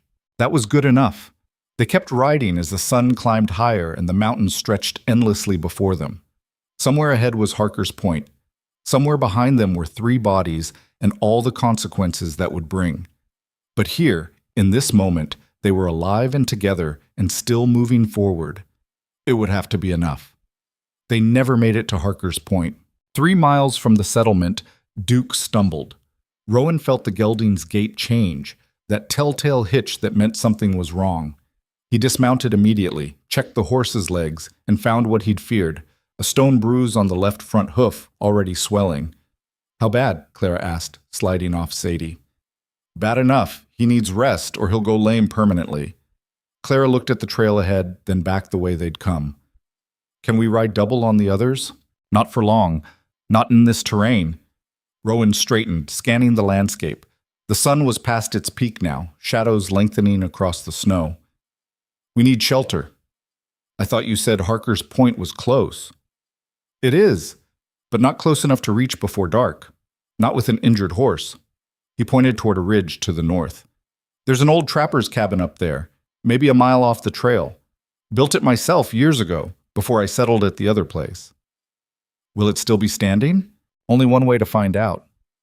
They led the horses slowly, Rowan favoring his twisted ankle, Duke limping beside him. Clara kept glancing back over her shoulder, watching for pursuit that hadn't materialized yet. "You think there are more of them?" she asked. "Has to be. 3 hired guns don't track someone across territory without backup." "Then why haven't we seen them?" "Could be they're being cautious. Could be they're circling around, trying to cut us off." Rowan adjusted Duke's lead rope.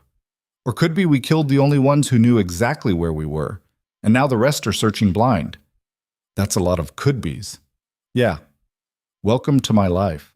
The cabin appeared as the sun touched the horizon, a dark shape against darker trees, roof sagging but walls still intact.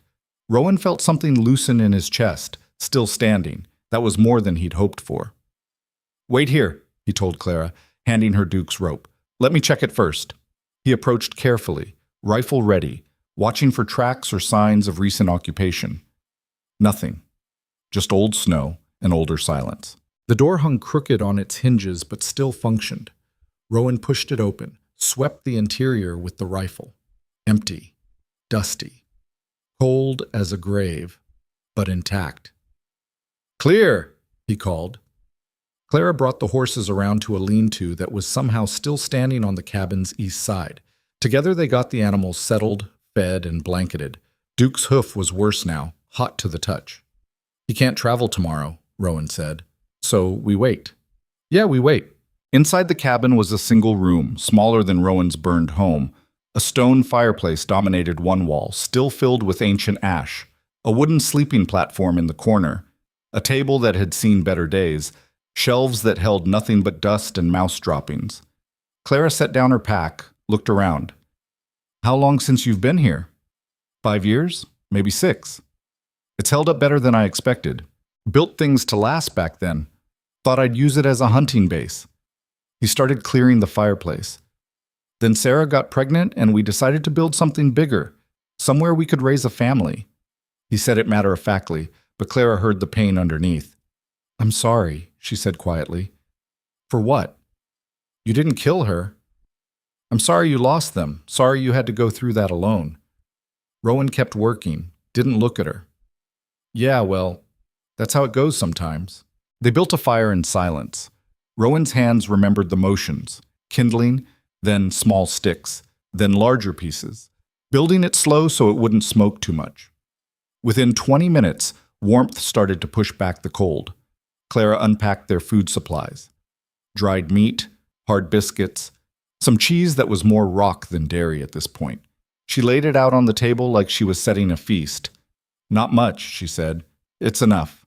They ate without talking, too tired for conversation. Outside, night settled in heavy and complete. No moon tonight, just darkness and the whisper of wind through trees.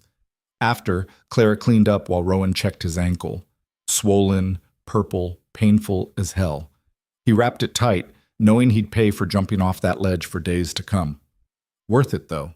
Clara was alive. That was what mattered. "Let me see," Clara said, kneeling beside him. "It's fine." It's not fine. You can barely walk. I can walk enough. She gave him a look that said she wasn't buying it, then carefully unwrapped the binding he'd just finished. Her hands were gentle, probing the swelling with light touches. I don't think it's broken, she said. I know it's not broken. Broken feels different. How do you know what broken feels like? Because I've broken bones before. Clara rewrapped the ankle, tighter and more expertly than he had. Where'd you learn to do that? My father. He was a field medic in the war, taught me basic care before he died. What happened to him? Cholera. Swept through our town when I was 16, killed half the people there, including both my parents. She tied off the binding. That's why I came west. Nothing left to stay for. Rowan studied her in the firelight. Every conversation revealed another layer, another piece of the person she was beneath the fear and lies. How old were you when your father died, Base? He asked. Your real father, I mean, the surveyor. Clara sat back on her heels. 23, little over a year ago. And you've been running since then. Not running, not at first. At first I tried to do it right. Went to the authorities, tried to get someone to investigate, tried to make them care. Her voice hardened. But they were all bought, or scared, or both. So, yeah. Then I ran. Why not leave the territory entirely? Go east, start over somewhere they'd never find you. Because that would mean they win. Would mean my father died for nothing. Would mean all those families, the Hendersons and the others, died for nothing. She met his eyes. I can't let that happen. Even if it kills you. Even then. Rowan understood that. It was the same stubbornness that had kept him on the mountain after Sarah died, the same refusal to let pain win by changing who you were. You're going to make a terrible widow, he said. Clara blinked. What? When this kills us both, you'll be a terrible widow because you won't know how to quit. Despite everything, she smiled. You're planning to die together now? Seems likely at this rate. That's the most romantic thing anyone's ever said to me. Your standards are too low. She laughed, actually laughed, and the sound filled the small cabin with something that felt dangerously close to hope. Then the moment passed, and reality settled back in. We should sleep, Rowan said. Dawn comes early, and we need to figure out our next move.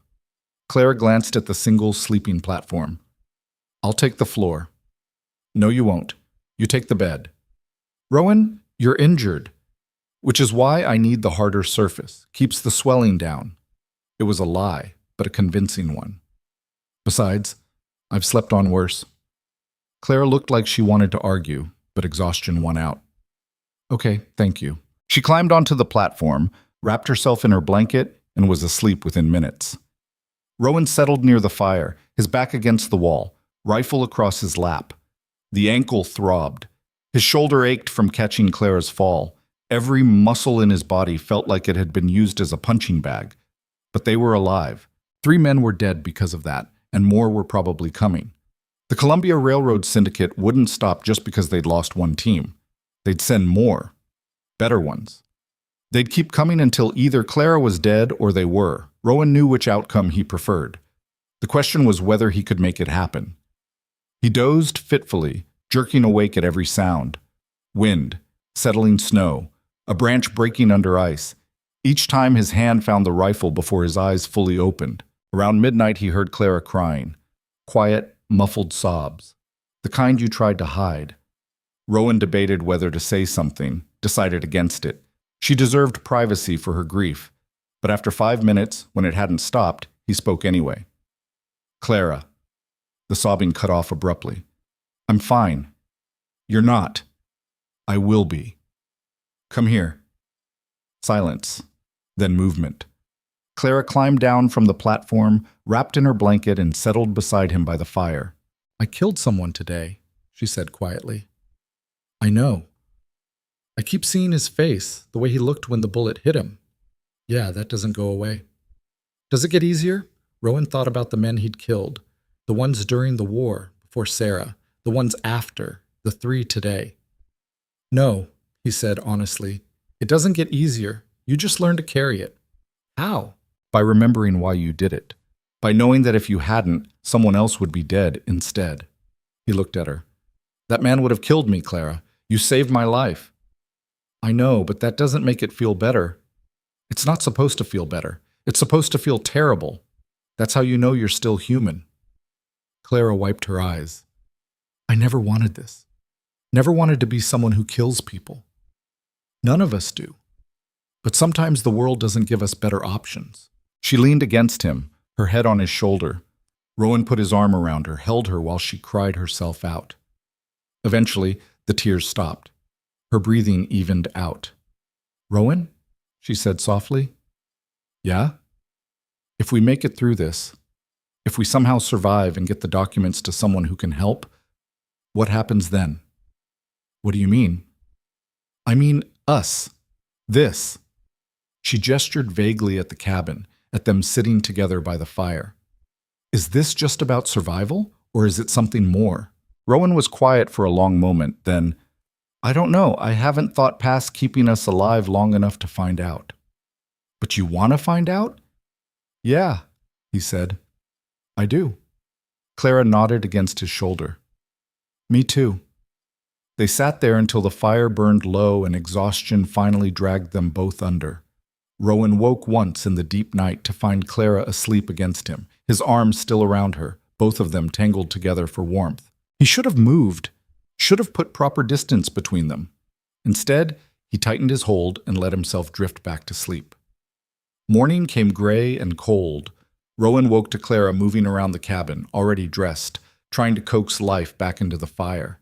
His ankle screamed when he tried to stand. Don't, Clara said. I can handle breakfast. I need to check the horses. I already did. Duke's hoof is still swollen, but the others are fine. She looked at him. We're not going anywhere today, are we? No, we're not. Clara didn't argue, just focused on the fire, on making coffee from their dwindling supplies, on pretending they weren't trapped in a deteriorating cabin with an injured horse and armed men somewhere behind them. By noon, the reality of their situation had settled in completely. They were stuck. Duke couldn't travel. Rowan's ankle made walking difficult. Their supplies would last maybe 3 more days if they rationed carefully, and they had no idea if anyone was coming. We need a plan, Clara said. I'm working on it. Work faster. Rowan almost smiled. She'd come a long way from the terrified woman who'd stepped off that train. All right, options. 1. We wait here until Duke can travel, hope no one finds us, then make for Harker's Point. And if they do find us, then we're trapped in a cabin with limited ammunition against however many they send. He held up a second finger. Option 2. You take one of the good horses and go to Harker's Point yourself. Find help. Bring it back. Leaving you here alone. Leaving me here to buy you time if they show up. Clara shook her head. No. Clara, I said no. We've had this conversation. I'm not leaving you. Even if staying means we both die? Even then. Rowan exhaled in frustration. You're the most stubborn person I've ever met. Takes one to know one. They glared at each other for a moment. Then Rowan's expression softened. Fine. Option 3. We fortify this place. Set up defenses. Turn it into somewhere we can actually hold if they find us. Can we do that? Maybe. Depends how much time we have. Clara stood, walked to the window, looked out at the gray day. Then we'd better start now. They worked through the afternoon, doing what they could with limited resources. Rowan showed Clara how to set snares around the cabin's perimeter, not for food, but for warning. Tripwires attached to tin cans filled with pebbles. Simple, but effective. Clara gathered deadfall from the surrounding woods, building up the woodpile. More wood meant longer fire, which meant survival if they got snowed in. Rowan reinforced the door with timber from the collapsing lean-to. Not much, but enough to slow anyone trying to force entry. By evening, they'd done what they could. The cabin wasn't a fortress, but it wasn't defenseless either. They ate a cold dinner, saving their wood for overnight warmth. Clara cleaned the weapons while Rowan inventoried ammunition. 15 rounds for his rifle, 6 for her pistol, 2 shotgun shells he'd been saving. Not enough for a prolonged fight. We need more bullets, Clara said. We need a lot of things. Bullets, food, time. A miracle wouldn't hurt. Do you believe in miracles? I believe in ammunition and good cover. Miracles are for people with more faith than sense. Clara smiled slightly. What about love? You believe in that? The question caught him off guard. Where's this coming from? I'm just wondering, you lost your wife, your child, spent 3 years alone. Do you still believe love is worth it? Worth the risk of losing it? Rowan set down the ammunition box. I don't know. Ask me again when we're not waiting to die. What if we don't get another chance? Then I guess you'll never know the answer. But he did know. Sitting here in this failing cabin with this stubborn woman who'd turned his life inside out, he knew love was worth it, even when it hurt, even when it ended, even when it left you hollow and broken, because the alternative was never feeling anything at all. Yeah, he said quietly. I still believe it's worth it. Claire met his eyes across the small space. Something passed between them. Acknowledgement, maybe, of what they both knew but hadn't said. Then the moment broke as one of the perimeter snares went off. Rowan was on his feet instantly, rifle in hand, ignoring the screaming pain in his ankle. Stay back from the windows, he said. Clara grabbed her pistol, positioned herself beside the door. Outside, silence. Then another snare triggered. North side. Someone was circling the cabin. Rowan moved to a gap in the wall, chinking, peered out. Couldn't see anything in the gathering dark. Could be an animal, Clara whispered. Could be. But Rowan didn't think so.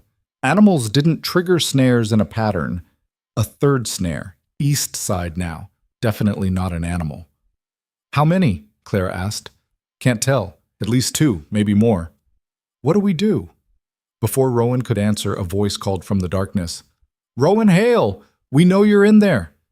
Not the scarred man's voice. Someone new. Rowan stayed silent. We're not here to kill you, the voice continued. We just want the woman and the documents. You give us what we want, you walk away alive. Clara's hand tightened on her pistol. What do you think? She whispered. I think they're lying. Me too. The voice called again. We know you killed our men at the bottleneck. That's 3 counts of murder, Hale. But we're willing to overlook it if you cooperate. Rowan moved to a different viewing position, caught a glimpse of movement, at least 4 shapes in the trees. Maybe more. They were surrounded. Last chance, the voice shouted. Send out the woman, or we burn you out. Clara's face had gone pale, but her jaw was set. We fight? We fight. Rowan positioned himself at the main window, rifle ready. Clara took the side wall, watching the blind spots. Your answer, Hale? Rowan sighted down his rifle at where he thought the speaker was standing. Then he spoke, his voice carrying across the clearing. You want her? Come get her. The response was immediate.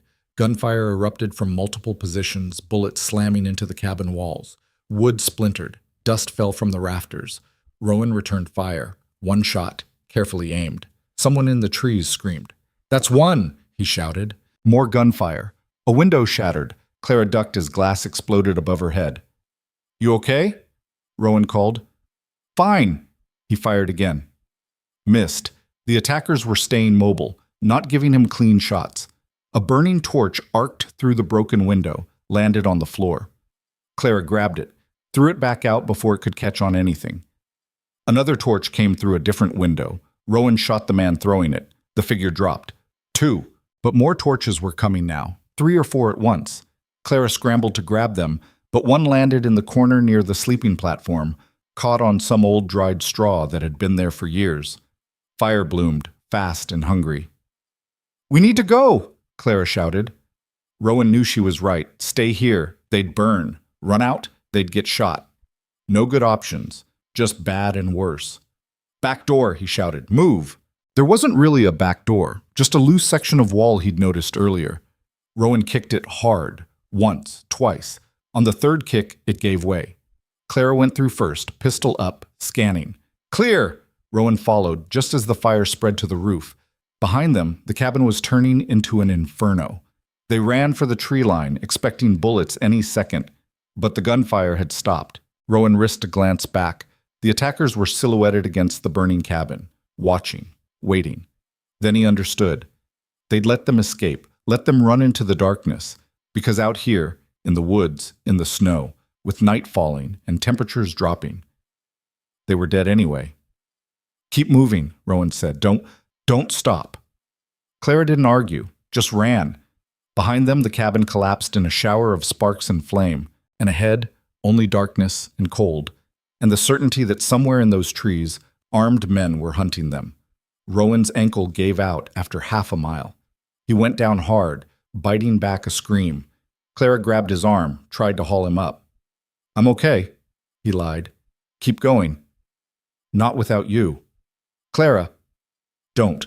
We've had this conversation." She got under his shoulder, took his weight. "Where do we go?"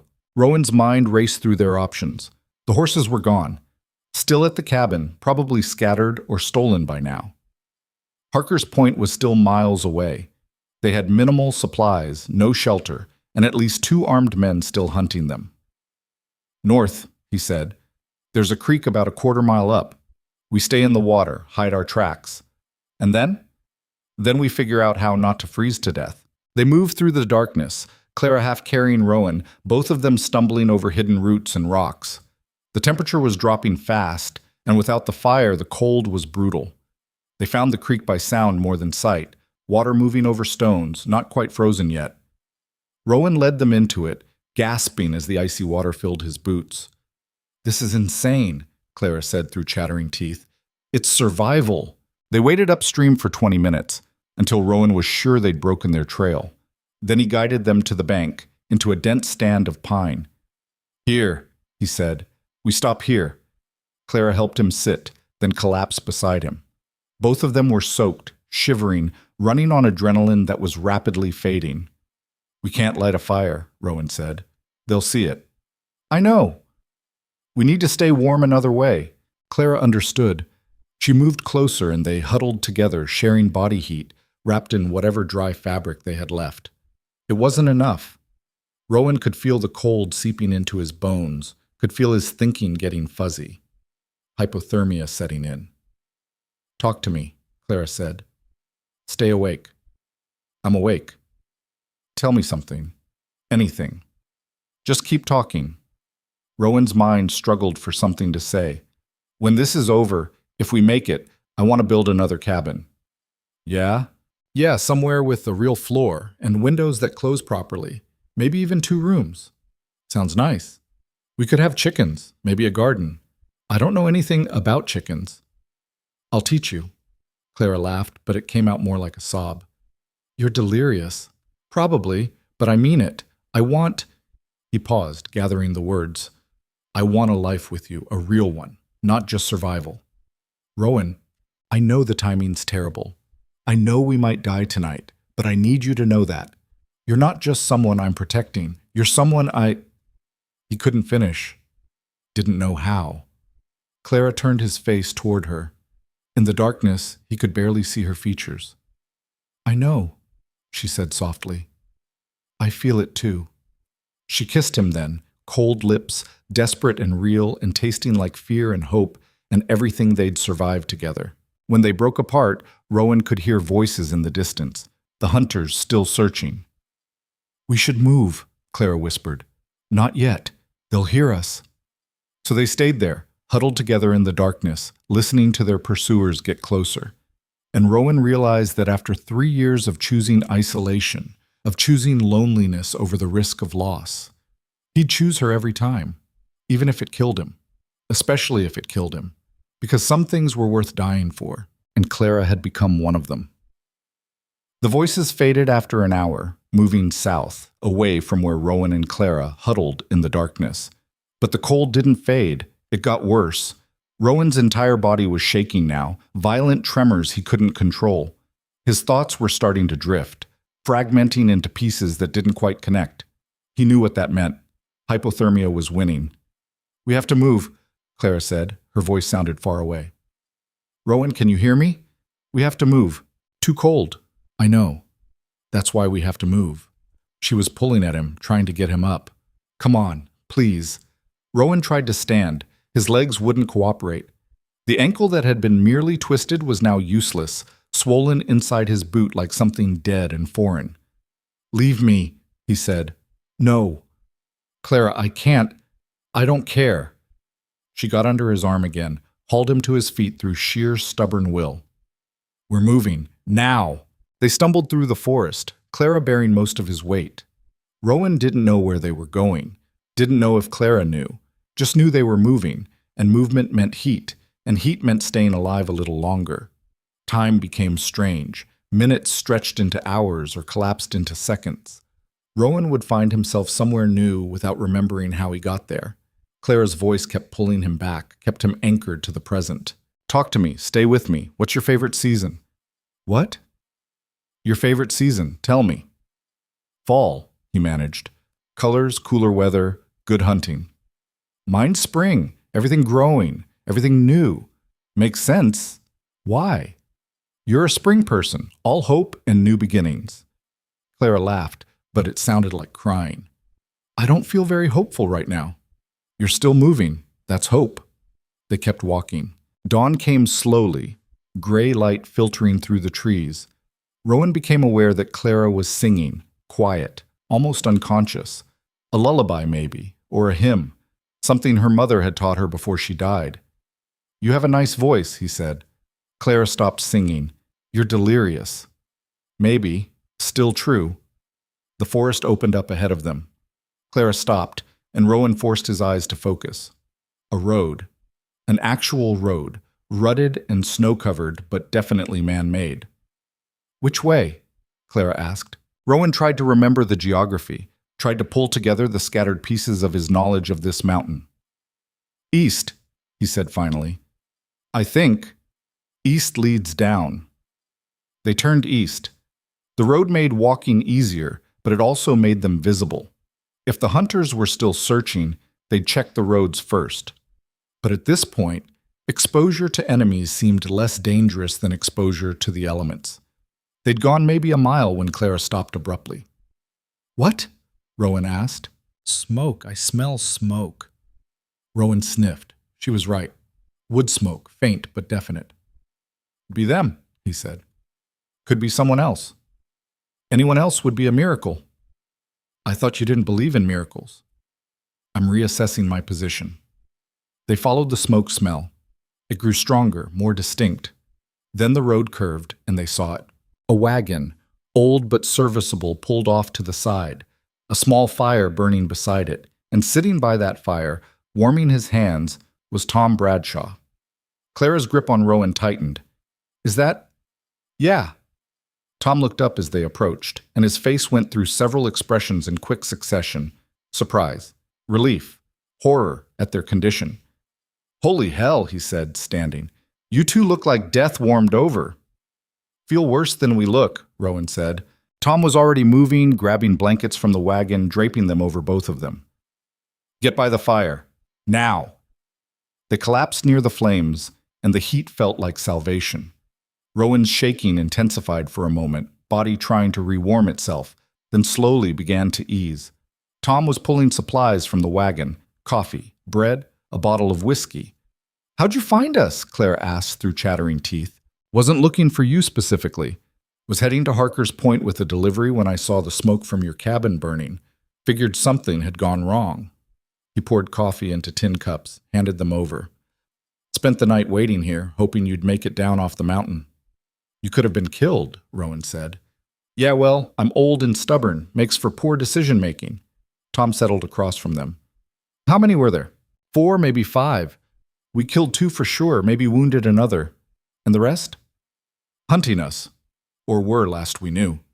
Tom nodded slowly. They came through Ridge Falls yesterday. Told everyone they were federal marshals tracking a murderer. He looked at Clara. They had papers with your description. Said you killed your husband and stole money. It's all lies, Clara said. I know. Real marshals don't move like that, don't hire that many guns. He poured himself coffee. What'd you do that's got them so riled up? Clara glanced at Rowan. He nodded. She told Tom everything.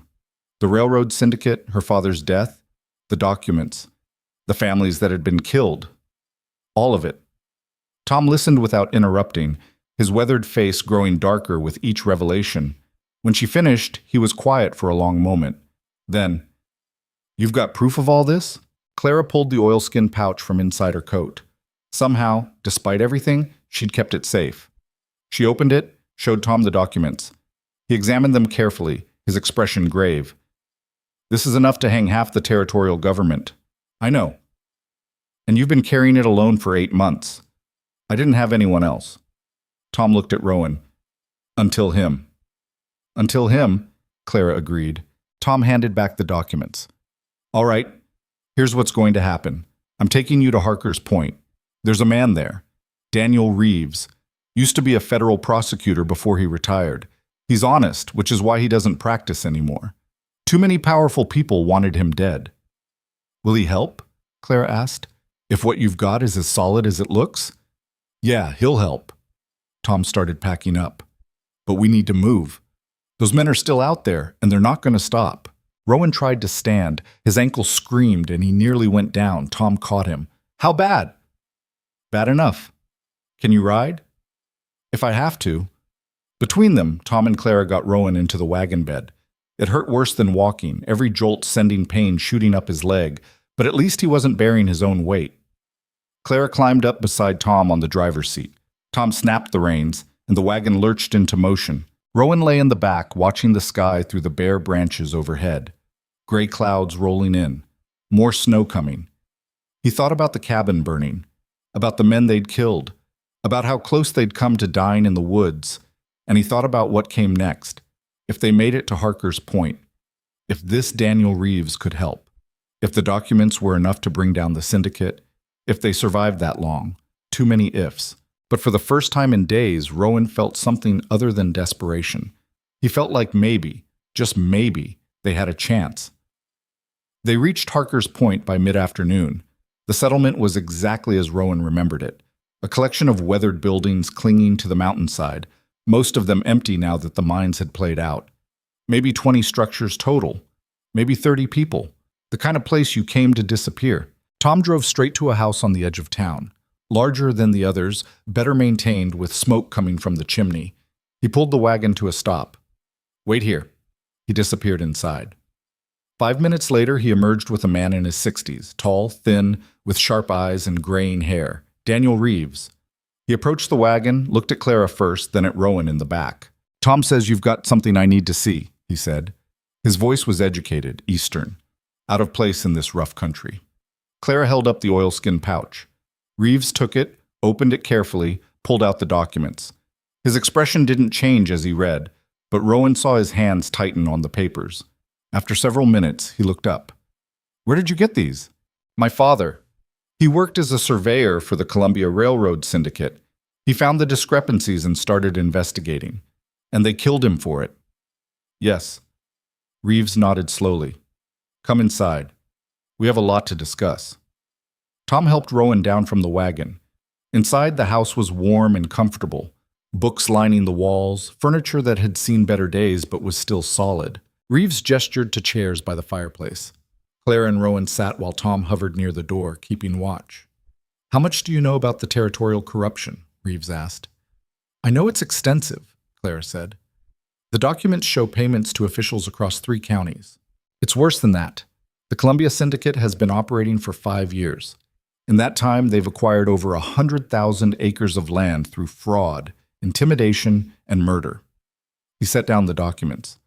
I've been trying to build a case against them for 2 years, but every witness has either disappeared, recanted, or died. So these documents are exactly what I need: physical evidence, names, dates, amounts. Reeves leaned forward. With this, I can go to the federal authorities, real ones, and I can make it stick. Hope flared in Clara's chest. You can stop them? I can try, but it won't be easy, and it won't be fast. The syndicate has connections everywhere. They'll fight this every step of the way. How long? Months? Maybe longer? Trials, appeals, political maneuvering. He paused.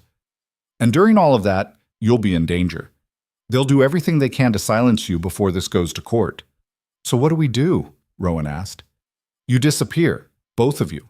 I'll arrange protection, real marshals, not hired guns. They'll take you somewhere safe while I build the case. Clara shook her head. I'm not hiding anymore. Miss Voss, I've been hiding for 8 months. Running, staying quiet. And all it did was get my father's killers closer to getting away with it. Her voice hardened. I want to testify. I want to look them in the eye when justice comes for them. Reeves studied her. That's brave. Also potentially suicidal. She won't be alone, Rowan said. I'll be there. Mr. Hale, with all respect, you can barely walk. I'll heal. And if the syndicate sends more men, better ones, then we'll handle them too. Reeves looked between them, this battered mountain man and this stubborn young woman who'd survived everything thrown at them. All right, he said finally, but we do this smart. No heroics, no taking unnecessary risks. You follow my lead, or this whole thing falls apart. Understood? Clara and Rowan both nodded. Good. Tom, can you put them up for a few days, somewhere quiet, while I make arrangements? Got a place in mind, Tom said. Then let's move quickly. The longer they're here, the more danger we're all in. Tom took them to a small cabin on the outskirts of Harker's Point, barely more than a shed, but it had a stove and a roof and 4 walls. It's not much, he said. It's perfect, Clara replied. Over the next 3 days, Rowan's ankle began to heal. Clara helped him wrap it, elevated it, forced him to rest despite his protests. The swelling went down slowly. The pain became manageable. Reeves visited daily, updating them on progress. He'd contacted federal marshals in Denver. They were coming, but it would take time. Meanwhile, he was making copies of the documents, securing them in different locations. Insurance, he explained, in case something happens to the originals. On the 4th day, word came that the hired guns had been spotted in Ridge Falls. 3 of them, asking questions, making threats. They know we're here, Tom said, or they suspect. How long before they come? Rowan asked. Could be today, could be tomorrow. Clara checked her pistol. 5 rounds left. Then we need to be ready. Reeves arrived an hour later with news. The marshals are 2 days out. Can you hold until then? We don't have a choice, Rowan said. That night, they prepared. Rowan positioned himself by the window, rifle loaded, watching the dark. Clara took the back, pistol ready. Tom stayed with them, his own shotgun across his knees. You don't have to do this, Clara told him. Someone's got to keep you 2 alive long enough to testify, Tom said. Might as well be me. The attack came at dawn. No warning, no demands for surrender, just gunfire erupting from multiple positions, bullets punching through the thin walls like they weren't there. Rowan returned fire, 1 shot, carefully aimed. Someone screamed. Clara fired from the back window, missed, but forced someone into cover. Tom's shotgun boomed and a figure running toward the cabin went down hard. But there were more, always more. A torch came through the window. Not again, Rowan thought, grabbing it, throwing it back out. Another torch. Clara caught it, burned her hand, still managed to get it out. Then the front door exploded inward. The lead gunman, younger than the others, maybe 25, came through fast, pistol raised. Rowan shot him center mass. The man went down, and behind him 2 more were coming. Clara fired. One of them stumbled. Tom's shotgun took down the other. But the first man, the one Rowan had shot, wasn't dead. Was raising his pistol with his last strength, aiming at Clara. Rowan threw himself between them. The gunshot was impossibly loud. Then everything went distant and strange. Rowan was on the ground, couldn't remember falling. There was warmth spreading across his chest. That wasn't good. Clara's face appeared above him, her mouth moving, but he couldn't hear the words. Then Tom was there, pressing something against Rowan's chest, and the pain came roaring back. He gasped, tried to speak, couldn't. Clara's hand found his. She was crying. Stay with me, he heard her say. Please, don't you dare die on me now. Rowan wanted to promise he wouldn't, wanted to tell her it would be okay. But the darkness was closing in, heavy and complete. The last thing he saw was her face. The last thing he felt was her hand in his. Then nothing. Rowan woke to whiteness. For a moment he thought he was dead. Then pain registered, deep, burning agony in his chest, and he knew he was alive. Dead people didn't hurt this much. He's awake, someone said. Clara's voice. Her face appeared in his vision, leaned close. She looked exhausted, pale, beautiful. Hey, she said softly. Hey, he managed. His voice was rough, barely there. You got shot. I noticed. Bullet went through your lung. You almost died. How long? 6 days. Rowan tried to sit up. Pain exploded through his chest, and he fell back with a gasp. "Don't," Clara said. "Doctor says you need to stay still for at least another week." "We don't have a week." "We do now. The marshals arrived 2 days ago. Reeves has been working with them. The case is moving forward." "And the gunmen?" Claire's expression darkened. "Dead. All of them. Tom made sure." "Tom okay?" "He's fine. Grazed shoulder. Nothing serious." She took his hand. "You saved my life." "You've saved mine more times than I can count." "That was different." "No, it wasn't." They sat in silence for a moment. Then Clara said, "Reeves wants me to testify next month. Federal grand jury in Denver." "You gonna do it?" "Yes, but I need to know—" She paused. "I need to know if you'll be there. With me." Rowan squeezed her hand. "Where else would I be?" Tears spilled down her cheeks. "You almost died because of me. I almost died for you. There's a difference." "Is there?" "Yeah, because one is about obligation. The other is about choice." He tried to sit up again, slower this time, and managed it despite the pain. "I choose you, Clara. I chose you when I took you up that mountain. I chose you when I burned my cabin. I chose you when I stepped between you and that bullet." He touched her face. "And I'll keep choosing you for as long as you'll have me." Clara kissed him then, gentle, careful of his injuries, but no less real for it. "I choose you too," she whispered against his lips. The trial took place in late spring. By then, Rowan could walk without limping, could breathe without pain, could hold Clara's hand as they sat in the courtroom and watched her testimony bring down an empire. She was brilliant, calm, precise. She presented the documents, explained their significance, answered every question with quiet certainty. The defense tried to shake her, called her a liar, a thief, a murderer. She never wavered. And when it was over, when the jury delivered their verdict, guilty on all counts, Clara finally let herself cry. Rowan held her outside the courthouse while she sobbed into his chest.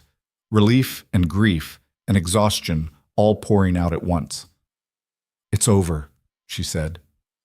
"Yeah, it's over. 14 families got justice today. Because of you." She pulled back, looked up at him. "Because of us." Rowan couldn't argue with that.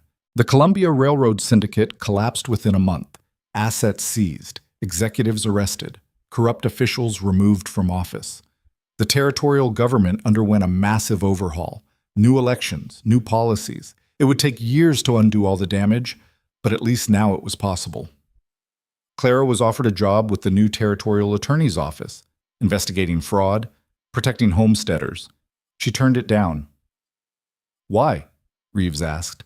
"Because I'm tired of fighting," Clara said. "I want to build something instead." She and Rowan left Denver in early summer, heading back to the mountains. Not to Rowan's old territory, too many bad memories there, but to a valley Tom had told them about, 2 days north of Harker's Point. Good land, fresh water, room to grow. They built a cabin there, bigger than Rowan's old one, sturdier, with windows that closed properly and a real floor and 2 rooms, just like he'd promised. Clara learned to keep chickens, started a garden. In the evenings, she'd read while Rowan worked on furniture or tools or whatever project had caught his attention. It was quiet, simple. It was home. One evening in late autumn, they sat on the porch watching the sun set behind the mountains. Clara's hand rested on her stomach, on the small swell that hadn't been there a month ago. "You scared?" Rowan asked. "Terrified," Clara admitted. He understood. Sarah had died in childbirth, the baby too. The memory of that still ached, but Clara wasn't Sarah, and this wasn't then. "We'll get through it," he said. "How do you know?" "Because we've gotten through everything else." Clara smiled, leaned against him. "That's not very scientific reasoning." "Don't need science, just need stubborn." "We've definitely got that." They sat in comfortable silence as darkness fell and stars emerged. Rowan thought about everything they'd survived, the lies and the running, the gunfights and the cold, the moments they'd almost lost each other. And he thought about what they'd built from all that wreckage. Not perfection, not some fairy tale ending where everything was resolved and everyone lived happily ever after. Just a life, real and messy and uncertain, but a life they'd chosen, together. Thank you, he said quietly. For what? For not leaving. For staying stubborn. For being brave enough to let me choose you. Clara turned, kissed him softly. Thank you for being worth choosing. 6 months later, on a cold March morning, their daughter was born. The labor was hard. Clara screamed and bled, and Rowan held her hand and thought he might lose his mind from helplessness. But when it was over, when the midwife from Harker's Point placed the tiny, squalling infant in Clara's arms, everything else faded. She's perfect, Clara whispered. Rowan looked at his daughter, wrinkled and red and furious at being pulled from warmth into cold, and felt something in his chest crack open. Yeah, he said, she is. They named her Sarah, for Rowan's first wife, but also for new beginnings, for second chances, for the idea that loss didn't have to be the end of the story. Tom visited when the baby was 3 weeks old, bringing supplies and news from the outside world. The last of the syndicate executives got sentenced, he said. 20 years. Good, Claire said. Reeves wanted me to tell you he's proud, said you changed the territory for the better. We all did. Tom looked at Rowan, at Clara, at the baby sleeping between them. You two look happy. We are, Rowan said. And it was true. Not because everything was perfect. The cabin still leaked when it rained hard. Money was tight. Rowan's ankles still ached in cold weather. Clara still had nightmares about the men they'd killed. But they had each other, had this place they'd built, had a daughter who was growing stronger every day. They had a life worth living. After Tom left, Clara settled Sarah in her cradle and joined Rowan on the porch. What are you thinking about? She asked. About how scared I was when you got off that train. How sure I was that you'd die before winter ended. I almost did, several times. Yeah, but you didn't. He pulled her close. You learned to chop wood and shoot straight and survive things that would have broken most people. You brought down a criminal empire and got justice for families who'd given up hope. He kissed the top of her head. You're the bravest person I've ever met. I was terrified the entire time. That's what makes it brave. Being scared and doing it anyway. Clara was quiet for a moment, then, do you ever regret it, taking me up that mountain? Every day. She pulled back, hurt. Rowan smiled slightly. I regret that it was so hard, that you had to suffer and learn things the brutal way, that we almost died more times than I can count. He touched her face. But do I regret you being here? Regret this life we built? Regret our daughter sleeping in there? He shook his head. Not for a second. Claire kissed him, and it tasted like forgiveness and hope and all the tomorrows they'd fought to have. I love you, she said. I love you too. Inside, Sarah started to fuss. Clara went to her, and Rowan followed. He stood in the doorway, watching Clara lift their daughter, watching the way the evening light caught in her hair, and thought about how strange life was. How you could plan for one thing and get something completely different. How loss could lead to finding. How the worst decisions could become the best ones.